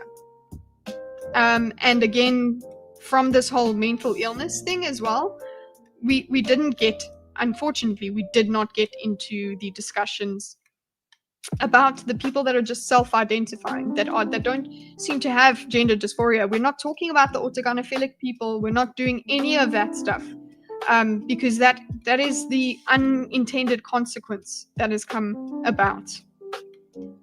We've turned this into an ideology rather than just a condition that humans come across. So if we go into just looking at what is left of this conversation, right, which is about another half an hour. We've got detransitioners. So here there is going to be, just if I'm from memory, here they're going to talk about it's another interesting thing to get into, because it's, again, we get the repeated theme of whose suffering do we listen to? Well, detransitioners are a small bit of the trans community, so why are you only listening to them? Well, trans people are a small bit of the world population. Why are we listening to them? All of those things, they don't exactly get through them, but they talk about it. That's what I'm interested in for the detransitioning discussion. They do get into a lot of silly semantic stuff of whether countless is a good word to say or not. Anyway, then what is a woman round 2? Again, that would probably just be some repeat. So maybe we could go a bit quicker through that. Religion versus gender. We've kind of touched on that a little bit today about there is a kind of belief behind it, and it's a worldview. So if that's the way it is, belief has changed. Mental illness round 2. Again, I think we would probably just get the same conversation we've had before. We'll see if there's anything new there. I will probably just put keywords when we do the repeats. Then puberty blockers. It will basically, the argument that happens with the puberty blockers is it good, is it bad, and they basically go through the different studies. She asserts that the studies show it's good, and he asserts that he's got a study that shows it's bad. For me, the takeaway from it is that actually whoever controls the research seems to get the outcome that they want. Whoever funds the research. So that just makes me go, oh, and we have to evaluate the research ourselves. Social contagion, not very quick, not very in-depth discussion there. Unfortunately, they do just talk about it. And I think basically the main argument that comes from Helen here is, well, it's now more acceptable, so more people are doing it. Any doubt? This is just him asking her about whether she has any scientific doubt or anything, or maybe you'll be wrong about this. There's actually books and things written of people are going to find this wrong. This is going to be wrong in the future. And she seems fine. And then quick discussion of are men scary because, you know, they're bigger than us and they're stronger than us, and us being women and trans women. Then Dr. Webberly's admired heretic, who is a trans person. Okay. That is just a quick reminder, not very quick, but a reminder of where we're going with all of this. Let me save this quickly. Okay. I do want to finish this, so you know what, usually or lately I have not been streaming on Mondays, but I think this warrants a Monday stream. So Monday morning I will be continuing with this. Hey Scoob, how you doing?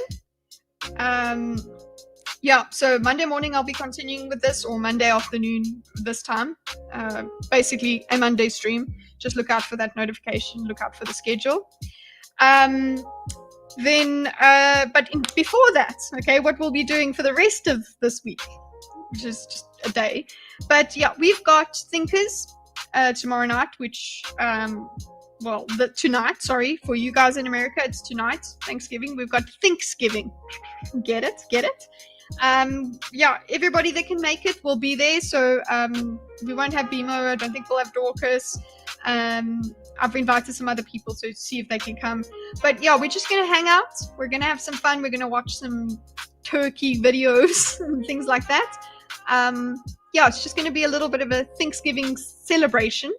And yeah, just join us for that. Then after that, being a Friday slot, we're going to Timu Shu is going to join you for another reaction, because the real Shu created another video, so of course we have to react to it. So that's what's coming up. Thank you very much for listening through my preamble. If you are new to the channel, please subscribe to the channel. If you like the video, like the video. If you dislike the video, dislike the video. And you know what? Leave a comment and tell me why you disliked it. Do it. Anyway, hey there, cats and kittens. Happy Thanksgiving. Yeah, happy Thanksgiving, Josh. Timu Shu, go and have a look at my channel and you will see who Timu Shu is. She's blonde and she has horrible makeup. Okay. Happy Thanksgiving. Zaxi will be there, and yeah, I'll see if I can get in on the Circle of Jerks on Sunday. Yeah, we're keeping busy, boys and girls. Members like Horses United. Horses, you actually are a member, just so you know. Yes, I have not forgotten about my Marcus Aurelius video. Okay, it's still in the works. Okay, it's still happening. And yeah, I was thinking of some other silly shorts that I could give to the members only. Anyway, have a nice life. Thank you so much for hanging out with me. If you have comments about the whole thing, give timestamps and talk about it. I appreciate you all. I'm very grateful for you all. and have a nice life. Okay, thanks. Bye. I'll see you next time, bro. Okay, thanks. Bye.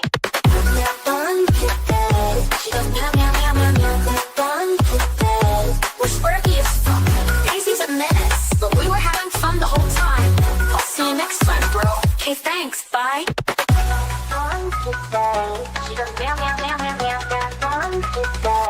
We're squirky as fuck.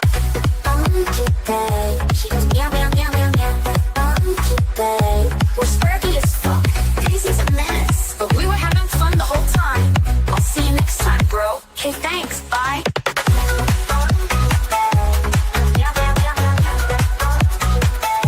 We're squirky as fuck.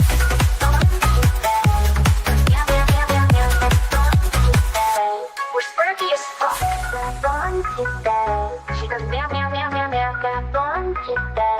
We're squirky as fuck. Okay, thanks. Bye.